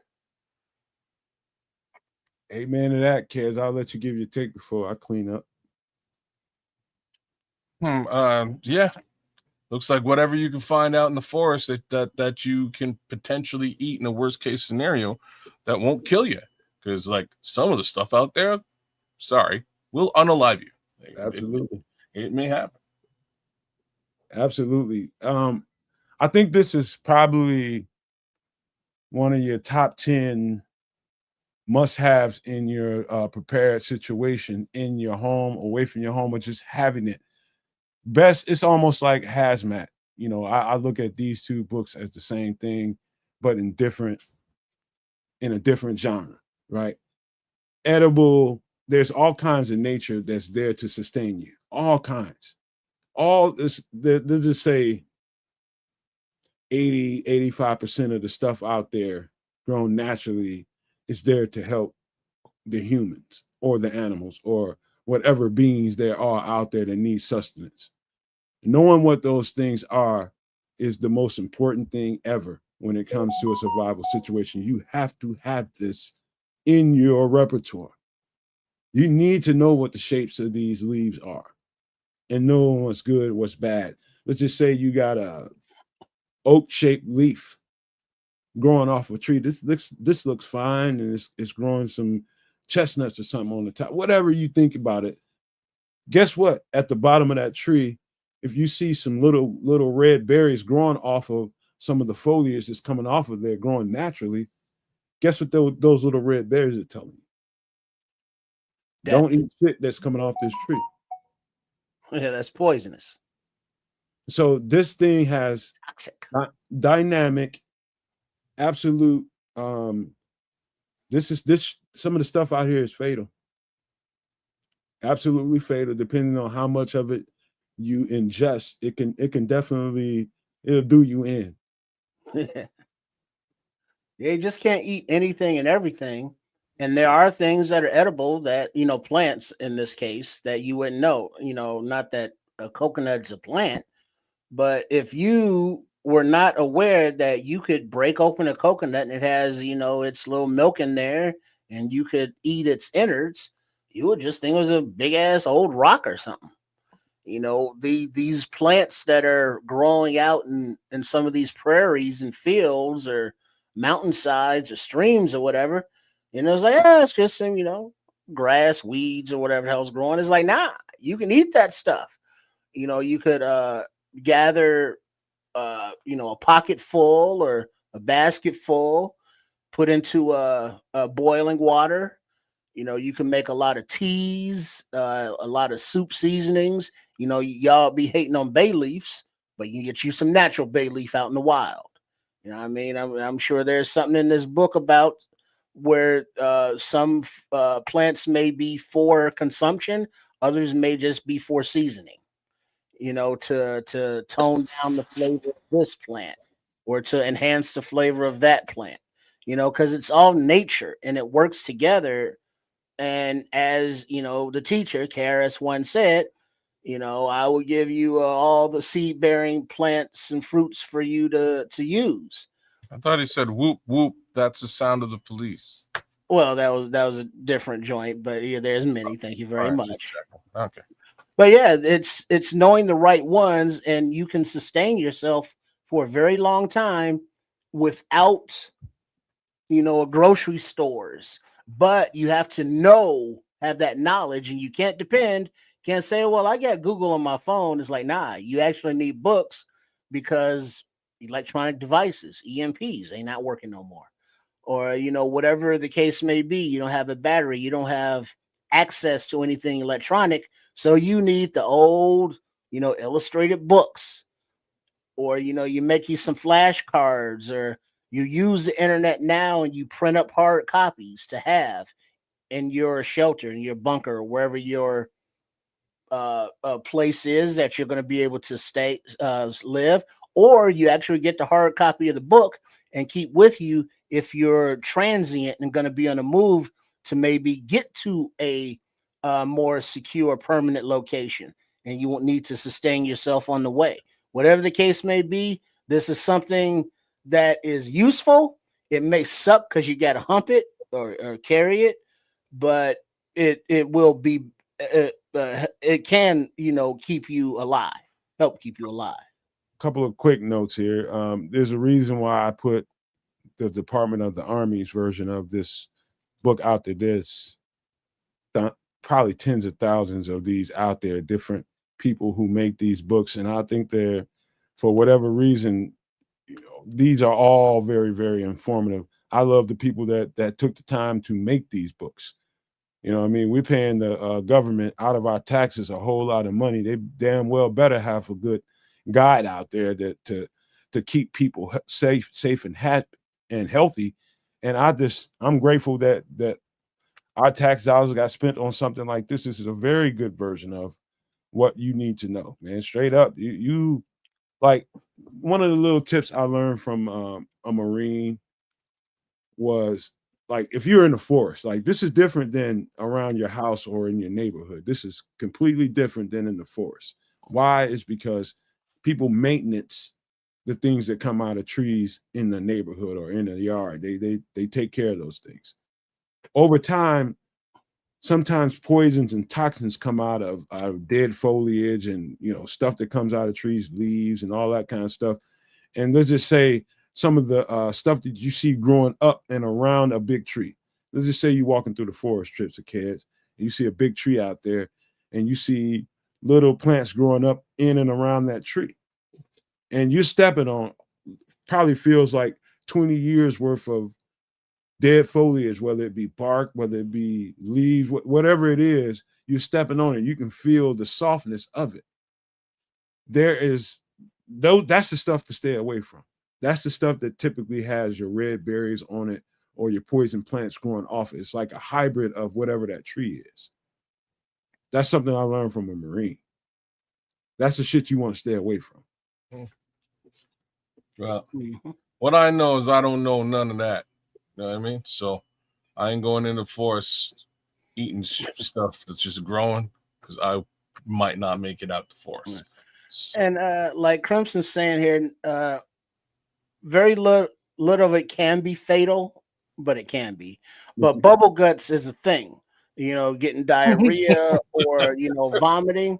Yeah. Because now you are, wasting your hydration. You're wasting the salts that are in your body, of which you need in these situations to survive. So it may not be fatal per se from the plant, but its effects can weaken you physically to where now you are, subject to, or more prone to falling because you're dizzy or because you're weakened, conditioned.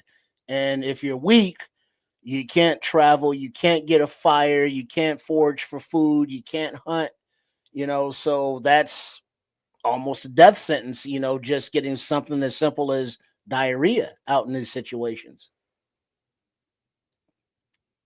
All right, man. This I highly suggest that you get. This is the starter, in my opinion. This is how my preparation started, was walking into a surplus store and finding a book like this.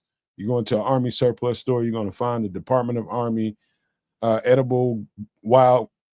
This is what the kind of stuff you find, man. And so I found it to be very valuable, man.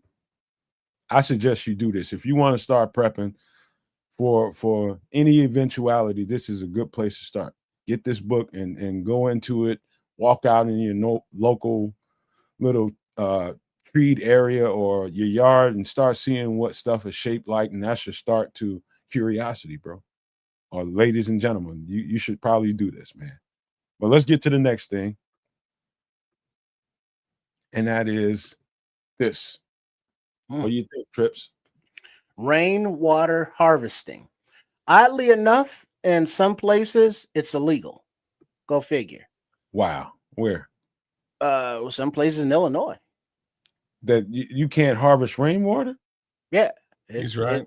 It's a ticketable offense because it's against some kind of ordinance for some reason or another. I don't know the exact reason because I really didn't care at the time. I bet it's got something to do with optics. They don't want to see shit in their neighborhoods driving down their property value. Yeah, like homeowners association type thing. I was about to start cussing, man. Yeah, it could be because like some homeowners associations don't allow, sheds or carports or anything like that. It's like, well, do I own this property or don't I? I want to put what the hell I want to on it. But we are looking at a system hooked up to a downspout of a gutter. So when it rains and the water goes into your roof and it goes into the gutter, it goes into this downspout. And then you get 3, 4, 5 barrels lined up that have spouts at the bottom of them. They're sitting up on cinder blocks to elevate them off the ground. And the water is connected through PVC pipes that goes down through each one. But I think, well, it's different because each one has a spout on there. But not typically, but filtering water, you would start with the water like in the first barrel, and then you would have a hole drilled into the top of that barrel into the next one, and then I think the bottom one of the next one, and then the top one. So basically, as the water fills up that first barrel, it filters into the second, and then you have your filtering agents in there, like your sand, your charcoals, whatever barrels, and then it filters that water, and then by the time it gets to the last barrel, you can have the spout on it and basically drink right out of it. I know a fireman that did something similar to this. It was more like 2 barrels than this many barrels. And what happens, and he didn't have to do any of that poking holes in the sides of that. What happens is that first barrel is going to fill completely up, and it's going to fill up so much it's going to push all of that water back into that pipe that's going to fill up the next one. And when that one gets filled all the way up, it's going to push that water up to that pipe, and it's going to go into the next one, and on and on down the line. Filters as it goes. Yeah. Now and then you got the spigot down there at the bottom, and it's important that you put the brick structure there. And why it's so simply dumb, but it's important. The reason why you put the brick system there or the cinder block system there, whatever you decide to set up underneath this, is so that you can access the water. And so that whatever catching system, whatever bowl or whatever, you see a water dispenser right there, the little green thing, is so that thing can go right under there and you can catch the water and go do whatever you need to do with the water. It's a dumbass thing to say, but a lot of people would just go and buy this stuff, put it all together, and put the barrels flat on the ground, and okay, this is perfect. And then how are you going to get to the water? So you got to make sure it's a raised system so that you can access the water with at least that little container you have down there. Sounds important. Yeah, Crimson's pointing out that this image is a storage system of rainwater harvesting, just that, not a filtration system. It's not. But you can convert this into a filtration system by just drilling a few holes in each of the barrels and putting in your you could do the filtration right at that gray connector at the top too. You could filter it right at that level as well. Well, that's not enough. No? Why do you say that? Look at the amount of water that these barrels hold. What are these, like 50 gallons? Sure. You're gonna need your gradient of rocks, your charcoal, your sands, that like 3/4 full of each of these barrels. And so it will go into the first one, fill up, filter through all of them till you get to the end, and now you have something that is purified and drinkable, as opposed to now where these spigots are at each one because they're just storing the rainwater. There's another couple of well, at least one more phase to it. I'd say 2, is because now we have gutter covers now. You can get gutter covers, and you don't want to just drink this straight out of your gutter, because any and everything is on your roof, from birds to little mammals, little anything that's up there pissing and shitting, and going into your gutter. And even if you have a gutter cover, which they have those on the market, you still want to make sure that water is at least purified by boiling it, filter. There's another couple of steps to go here. You don't want to just take this right out of your gutter and put this to your face. No, but the garden will love it. Mm-hmm. Oh yeah. So if you're just using this for, your foliage, your garden, or anything nature related, you don't have to worry about the filtration aspects of it. Look at Neo Red Pill. He's heard the similar things. He said, I thought collecting rainwater was illegal. Yeah. And it depends on your where you're at. You're watching Dylan. You're watching people getting ready for any kind of eventuality and learning how to maintain. That's what we're talking about here. This is preparation for how do you maintain. We talked about plants that may have to sustain you. Talking about water, we got to have both of those things. We got to have greens. We got to have water. Got to have food. Got to have water. And this is a Bears channel, but on Wednesday nights on Extra Sauce, we talk about other things, drinks, food, and otherworldly things, interworldly things, and preparatory things. So in addition to the Chicago Bears content, on Wednesday night Extra Sauce, we go into some extra topics, hence the name. Amen to that. I'm glad you explained it to Dylan. Hey, man, that's what we do here. We talk about Bears. We talk about everything. Maybe, hey, man, this is the place to be when you want a lot of content, because we talk about a lot of stuff here, man. If you just now getting here, you just missed a whole lot. And definitely missed the Bears content, because we just basically wrapped that up. Now on to other things. But this is a cool little idea. A couple folks in the chat are saying that, they thought collecting rainwater was illegal, and it is in some cases. I don't know why that would be, but folks want to wrap every general thing that you can do into red tape and litigation. So not all that surprised. I have heard this, but if you can get away with it where you live, great way to sort of wean yourself off the grid, man. Save yourself a bunch of cash with regards to the water that you're consuming and that your family uses as well. And my best suggestion for this, if you're in, let's just say, a HOA community, I will never live in another one of them. I don't give a fuck how nice the house is. Never will I ever live in one of those communities again, because the people that run those HOAs are, I could say some bad things right now, but I'm not going to say it. But let's just say less than civilized. They got their noses in the air and they want to measure everybody.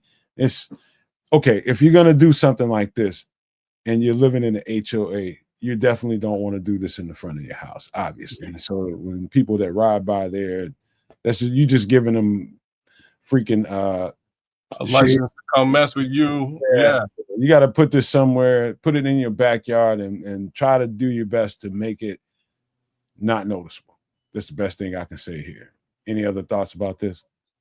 Yeah, rainwater is acid rain. It's not I think Crimson said it's not potable, as it's falling from the sky. So it's not like you can just hold a glass up and collect full of rainwater and drink it. Yeah, that's not filtered. That's not good. So just because it falls from the sky don't mean it's clear and pure and edible, because it ain't. If you have a house or someplace to set it up and you have a garden, rainwater harvesting system is something that will benefit your land, benefit your garden, keep the water bill lower. So it's all around benefit to your own personal ecosystem. It's just having the supplies, and you got to keep them clean periodically. You got to replace hardware and parts. So when you're going to DIY stuff, make sure you know how to DIY it. So when it breaks down or needs maintenance and repair, you know how to do that, or any upgrades. It's not hard. Just a few basic tools and just the willingness to want to learn. And you too can have your own rainwater harvesting system, of which you can convert into a filtration drinking system with, a few more steps. Yeah, but this is sustainability. If you ever want to see it, using nature to make sure that you got the sustenance you need, everything you need to keep your body going. You don't have to. This ain't complicated. You don't have to complicate this at all. All you need is a way to catch this water, and this is a very simplified way to maintain storage of that water. Just know, again, like Tripp said, that this is not a one-off. You can't just grab this water and drink it, dog. You gotta take it, boil it. You gotta purify it. You gotta make sure that this water is safe to be ingested. But this is one way to make sure you got water for what food, you got water to what drink, you got water to what clean, you got water to do everything you need to do around wherever you are. But just know, man, don't be a dunton and not know that you can't just pull this out of that container and drink it. That's the most important thing. All right. We need to, any more thoughts about this before we move on? What I can say is, it looks like collecting rainwater is illegal in Utah and one other state. For the most part, you can do it for most places. It's legal here in Canada. So Colorado and Utah are the two states that it seems to be an issue. As far as Illinois is concerned, seems to be something you can actually do. No, I think that's an HOA thing there. Yeah. HOA will get you no matter where you are at, right? Like if you're in one, the purpose of them is to tell you what you can and can't do with your property. So I never live in another one. Yeah. Never. Ever. I'll never do that again. But I was green to it. I didn't know. But that's a whole other conversation. We need to probably talk about that on a separate. We need to open up a whole conversation about that because, boy, I tell you. All right. We gotta move into the last thing, and I'm gonna skip my favorite thing just to get to this, man. And I have to do the intro for it. This is a hell of a story. You guys that hang around here this long, you're gonna be glad you hung around there for this one. But let's get this going. Hold on.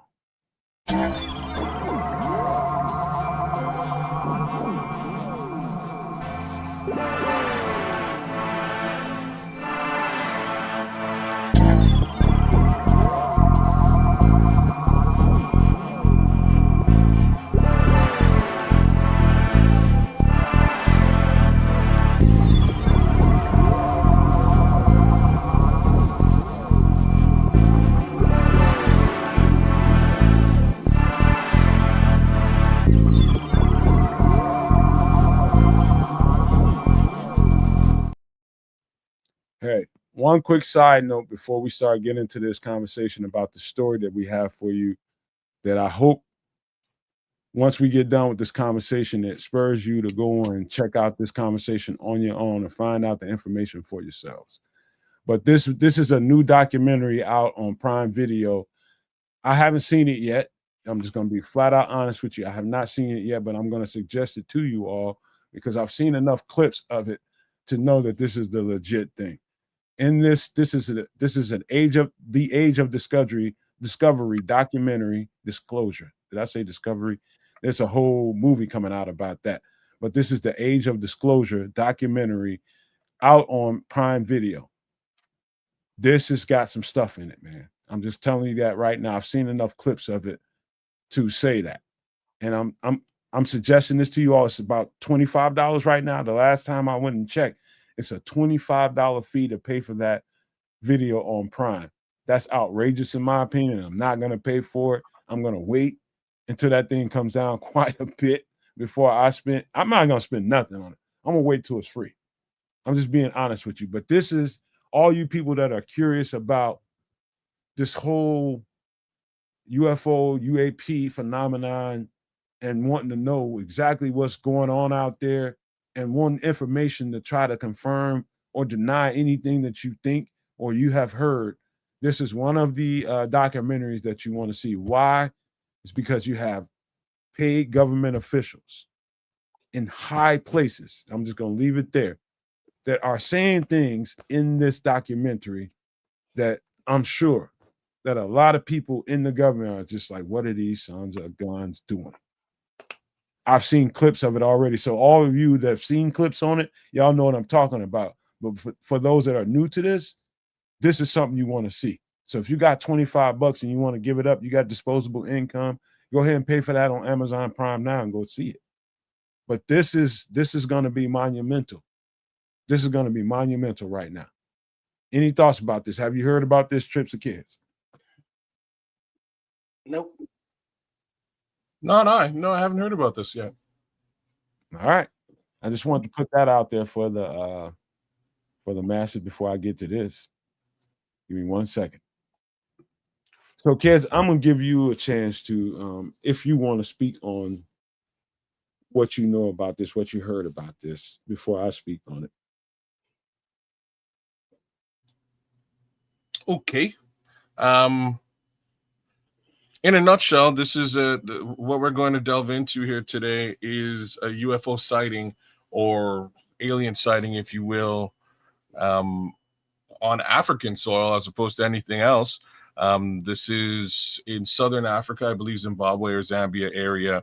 Cool thing about this is Zimbabwe. The cool thing about this is that this is coming from children, and we'll go. Nomad will get deeper into it, but it's a few school kids who made this encounter and saw what they saw, and it's interesting to sort of look at and talk about, A, what they experienced, and B, how unsolicited this information is. This is coming from kids, right? Yeah. Well, let me start it off like this, kids, and if I get something wrong, you make sure you stop me and correct me. So this is coming out of Zimbabwe, Africa in 1994. That's right. Incident goes like this. African kids are in a school in rural Zimbabwe, and the administrators, the teachers, are having a break. They're having a teachers meeting, whatever. They're getting away from the kids, and they put the kids out on the playground. Again, this is rural Zimbabwe. Not very many homes, not very many, you got sparse homes, you got sparse anything out there. It's rural. That's just how rural anything goes in any part of the world.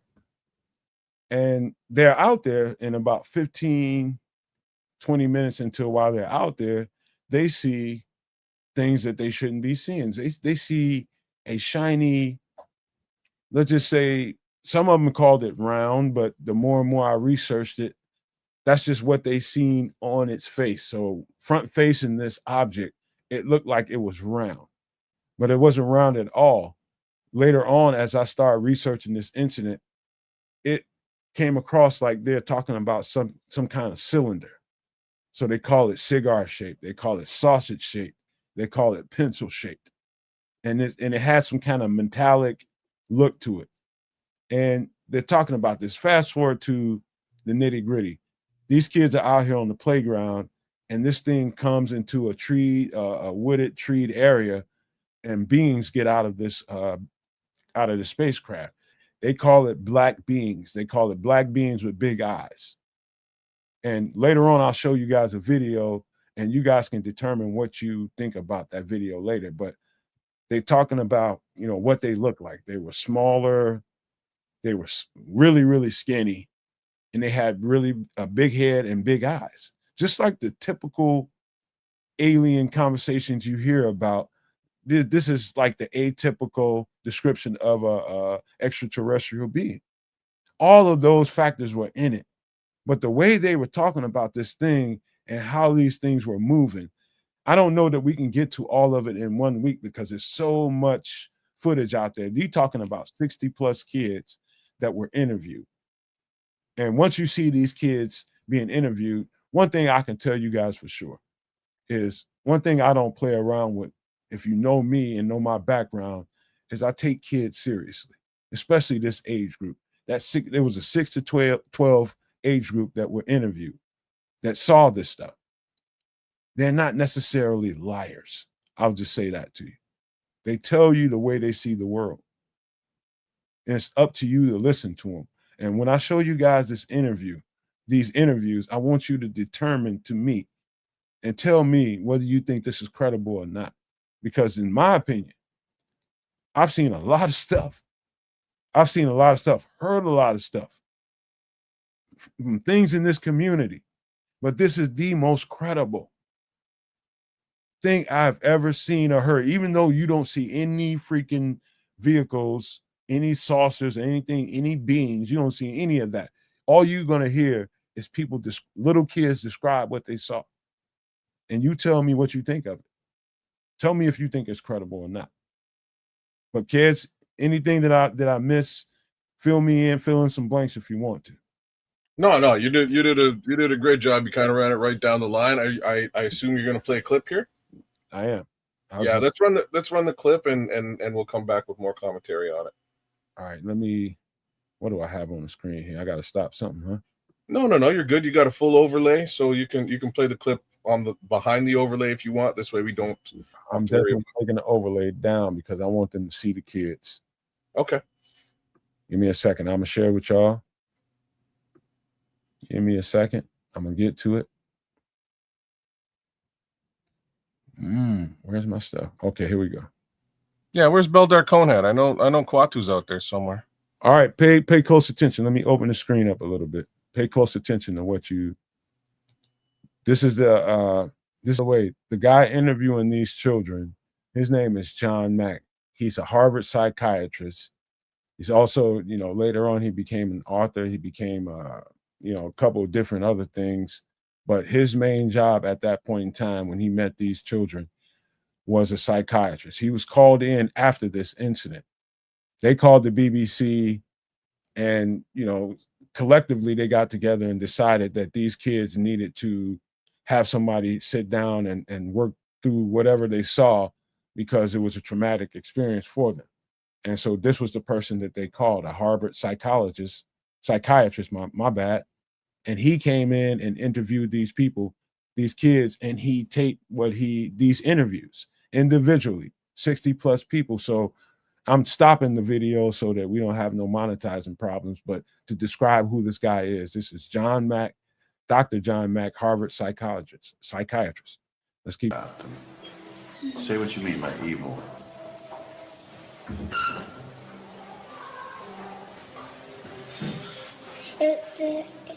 It looked evil because it was just staring at me. With what? Staring at you as if what? As if to do what? As if it wanted to come and take us. As if it wanted to come and take you. That was the feeling you got? That it wanted you to go with it? Did you feel like you wanted to go with it? No. Did you feel, what was the effect on you when you felt it wanted to have you go with it? I just walked away and I started crying. Something. Okay, let me pull this down for a second. We're gonna talk just a second, so we're on the same page, man. This was heavy when I first saw it, man. This is very heavy. What did you guys think of this so far? And there's still more to talk about. Yeah, I'm first this week. Remember, we'll see the batting order. Yeah, cool. I mean, kids saw something, and they're not of an age where they could get together and be like, "Yeah, let's make up a story and go viral." And I don't think it was like a mass, hypnosis. I don't think they had, the same visions, and they're describing the kind of the same thing from different eyes. So it's like they saw some shit. I don't know. Kids, you muted. Yeah. Okay. Let me fill in a few more blanks, man, because I think we got one more little. It's a lot of interviews, man. There's like 30, 40, 45 minutes worth of interviews going on this video, but I got some of the ones that I thought, could drive home the point. And what's not talked about in this video was 3 to 4 days late before this. Hundreds of people around anywhere around South Africa, from Zimbabwe, you're talking about Botswana, areas like that were calling. I'm talking about hundreds of calls were calling into that. What's that? Sorry, continue. Hundreds of calls calling in. It's like just random calls saying that they're seeing bright ass lights, like shiny lights, like overbearingly shiny lights, cigar, sausage shape, pencil shape objects in the air. They're shining a lot of light and moving extremely different than anything that you humanly can be made. This is 3 or 4 days before this incident in Zimbabwe. Broad daylight. Broad freaking daylight this happened, just so you know. Broad daylight that happened. So let me pull up another video real quick before we talk about that a little bit more. Okay. Give me a second. Yeah, it's crazy stuff. And again, when you hear it coming from children, it's harder to question the narrative, right? Likely no preconceived notion or agenda there. Give me a second, I'll find the video. That's what makes it dope. That's what makes it more compelling. Now, this video right here, you see this black guy on the screen? Mm-hmm. He's talking about the days before that happened, and he's showing kind of some footage from that incident that happened where had hundreds of people calling in like, hey, what the fuck is this in the air? You probably never heard of this before tonight. Probably a lot of people never heard of this before tonight. All right, this is another one. Wait a minute.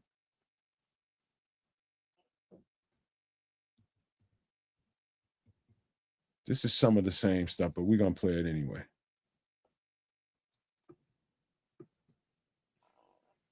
I don't know if this is the right thing, but we can play it. This might be evil. Mm-hmm. And what was evil about them? Say what you mean by evil.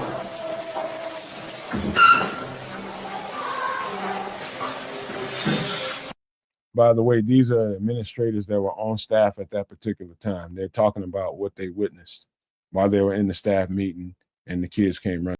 That's about what scared you? The noise. That's about all we can show. There's much more to this. When I say much more, I mean a bunch more. Fellas, I'm gonna just leave it. What do y'all think, man? I mean, you had the administrators, you had the kids singing the same tune. Something definitely happened there, in my opinion. Yeah, I don't know. I mean, I don't have enough of information to make an opinion. I mean, the kids saw some shit, and it looked like the gray aliens with the eyes and the figures. I mean, maybe it was. I don't know. Maybe they was tripping on some of that elephant peyote out there. I don't know what the hell they be doing. As you get into it's definitely something that is. I mean, at that time, I mean, look at them. What year was this? The 70s, 80s? What year was this? 1994. And by the way, Trips, in the interviews, what consistently came across was these were black, whatever it was some people that said they was a black men, and there was some kids that said they look like tight bodysuits. And there's different, but they all said that these things were black. Yeah, and maybe they are saying black as in color, because they're in South Africa and there are a lot of black people. But I got the feeling it was more like a midnight black, as opposed to like a black person. And just from their descriptions and how, just the fear in their eyes. I mean, they saw something, and their descriptions are of what previous descriptions of, aliens or UFOs have looked like. So it's like, yeah, maybe they saw some shit. What I was happy about was the fact that they brought in a trained psychiatrist that knows how to interview a child. These were 6 to 12 in that age group. And I spent quite a bit of time with that age group in my professional career. And I know whether it was counseling, mentoring them, whether it was teaching them. I know that age group intimately, man. And I know they ain't liars. They'll tell you what they wanted. They'll tell you what they think. And that's the most influential group in the world. You talking about from infancy to 12 years old. If you want to influence a child to become whatever you think that child can be, the best time in his life or her life that you can influence them is at that age group, infancy to 12, 11 to 12 years old. That's before they start developing bad habits that is harder to break. And so that's when they're the most honest. And so you can just look at those kids and you know that's not bullshit. So I was just proud that they brought a trained person in there that knew how to interview young people and to not train them to give you the response that you're looking for. Just ask them the question and let them answer it to their best ability. And that's what it looked like there. Kids, you muted. Yeah, no, I'm good. Yeah, man, it's interesting to get this type of report on a couple of different levels. First one is most of these reports come from that Roswell desert area. Like you don't really hear a lot of stuff from other places. So it's interesting to sort of look at it and get an understanding that this stuff may actually be occurring elsewhere on the planet Earth, and it's just not really filtering down to us. Same token, you nailed it. You know, the kids are not going to really have any other reason than to tell you what they saw because it was scary, right? Like that's what they would be coming out there and pointing towards. They didn't understand it. It was frightening, and they're telling the world about it. So it's an interesting account for that matter. You know, there's all kinds of other ways of looking at it, but I'll keep it face value here today. Go for it, man. If you no, it doesn't. Not really relevant, right? You know what I mean? This is an interesting conversation piece to have where it is right now. Just to note that, you know, these types of things have been seen elsewhere. I'm used to them being in a very set, specific, rigid area, and you know, we just don't hear a lot about the potential for this stuff happening elsewhere. And I've always questioned, why the hell is this stuff always just in a like specific area? It's kind of crazy, but it's always in the desert, man. Yeah, man. Goddamn on desert. And I actually have another couple of videos, but I can tell it's almost time for us to get ready to close this thing out. So I'm a hold out until next week. But I will say this one more time, and kids kind of alluded to it in the comments that he just made here. One for sure thing you know about children at that age, they ain't got no filter. None. Am I right or wrong? Well, they're not. Well, they don't have a filter. I'm going to say they're not going to make stuff up for the sake of making it up. Yeah, they will, but not in concert. Right. You know what I mean? Like not in mass. You know what I'm saying? Not in mass. Like Joey's a bullshitter. Okay, like we get it, Joey. You know what I'm saying? Like that might be a one-off situation, but multiple kids with the same story, that's a little bit different. Different deal. That's way different. And that's what gave it so much credence to me. And even though I've seen tons of stuff, people seeing this, they got recorded stuff, whether it's in the desert, like Kez was talking about, whether it's in rural ass bum F Arkansas, Alabama, whether it's in New York, whether it's in Chicago, LA, wherever people are recording stuff and finding stuff in the air. And you know, what happens is, man, right now we live in the age of information, and we live in the age of AI as well. And so soon as people see stuff like that, immediately the salt starts to get trickled out of the fingertips. Like, I'm not giving that so much credibility because of AI. And it's just so many people looking for, you know, they're looking for credibility out here in these communities. They'll put anything out there just to get some views and things like that. So I understand, man. I'm not one of those people that believes everything that I see. Now, with that being said, when I see things like this, and I'm going to tell you guys one more time, if you want to know more about this, you should look it up, and I'm going to tell you what to look up. Type in your Google search and let it go from there. Type in 1994 Zimbabwe UFO incident. with school children. 1994 Zimbabwe UFO incident with 60 school children, as a matter of fact, 60 plus. But you don't even have to put that in there at that back end of it. All you got to do is put in 1994 Zimbabwe UFO incident, and you're going to get to all the information. I've seen every single interview, 60 plus kids. And to this day, it's the most compelling evidence that we have things that are not earthly around us. It's the most compelling. If I had to tap one thing, this is it. This is it, because I believe children.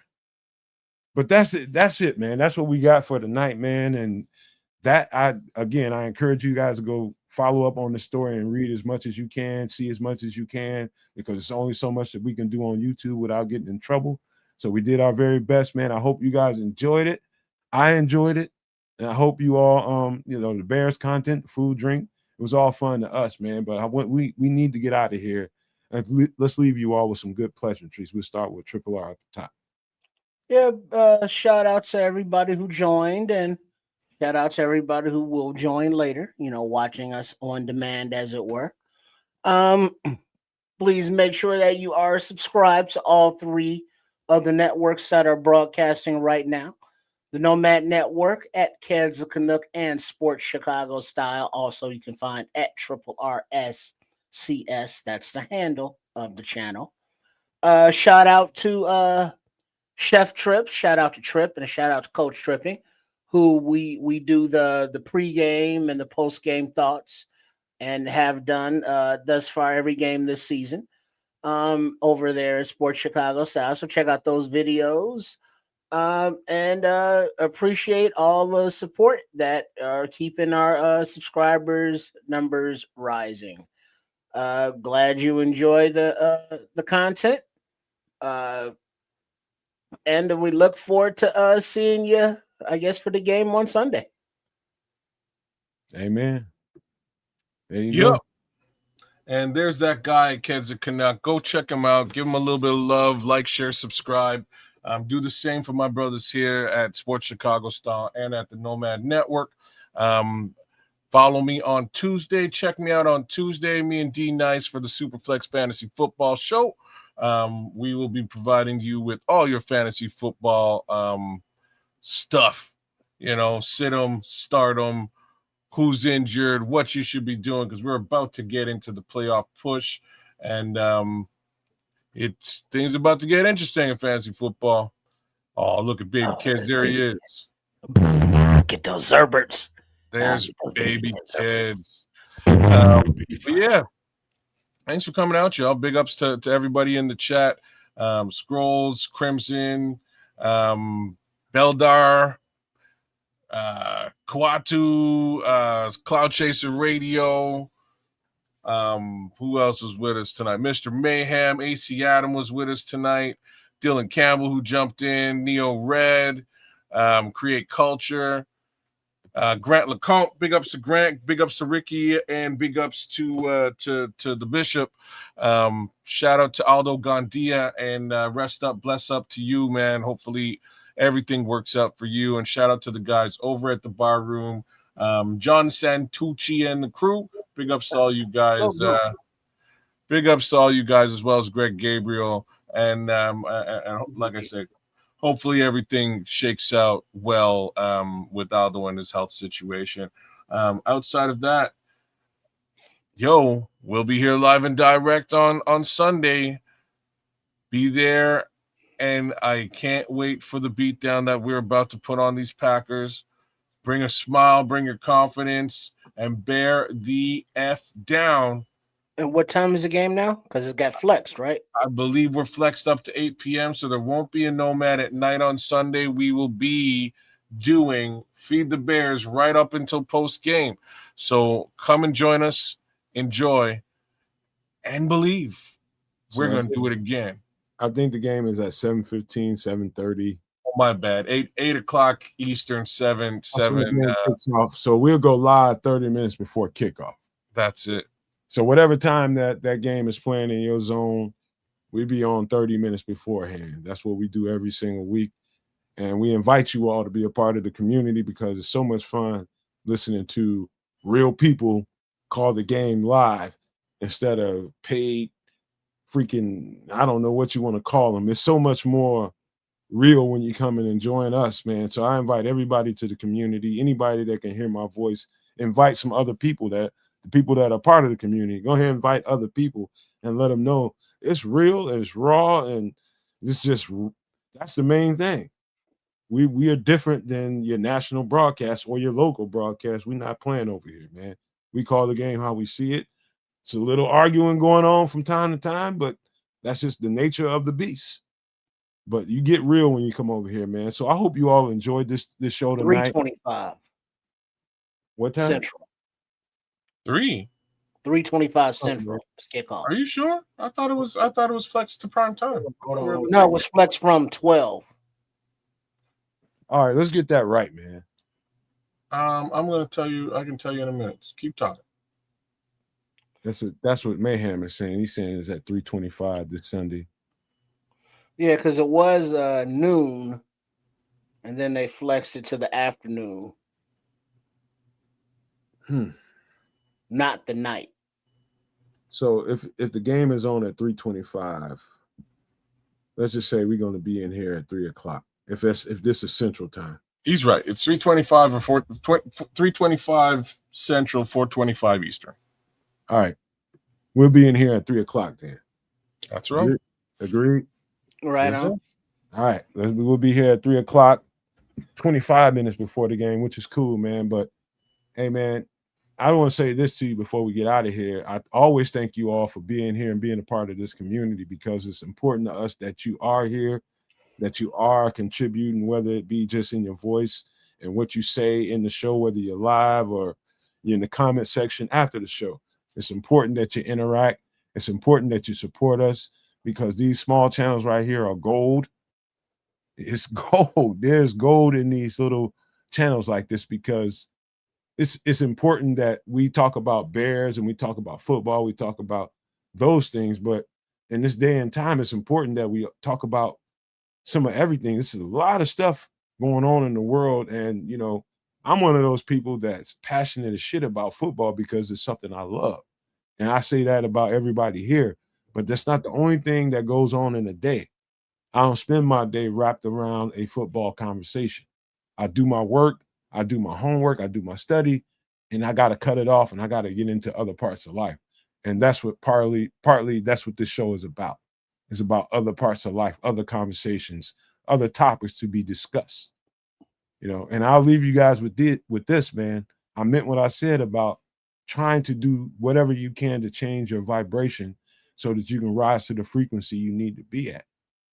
I know that probably sounds like foreign language to a lot of people, but it's going to be the most important conversation you ever had in your life soon. So it's best that you understand that and the gravity of it. The sooner the better for you.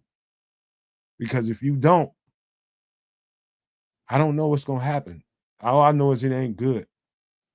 Things are changing, and things are changing fast. That's the best thing I can tell you all. But before I get carried away, I got to leave you all with these famous words before we get out of here. Love, peace, and hair grease, y'all.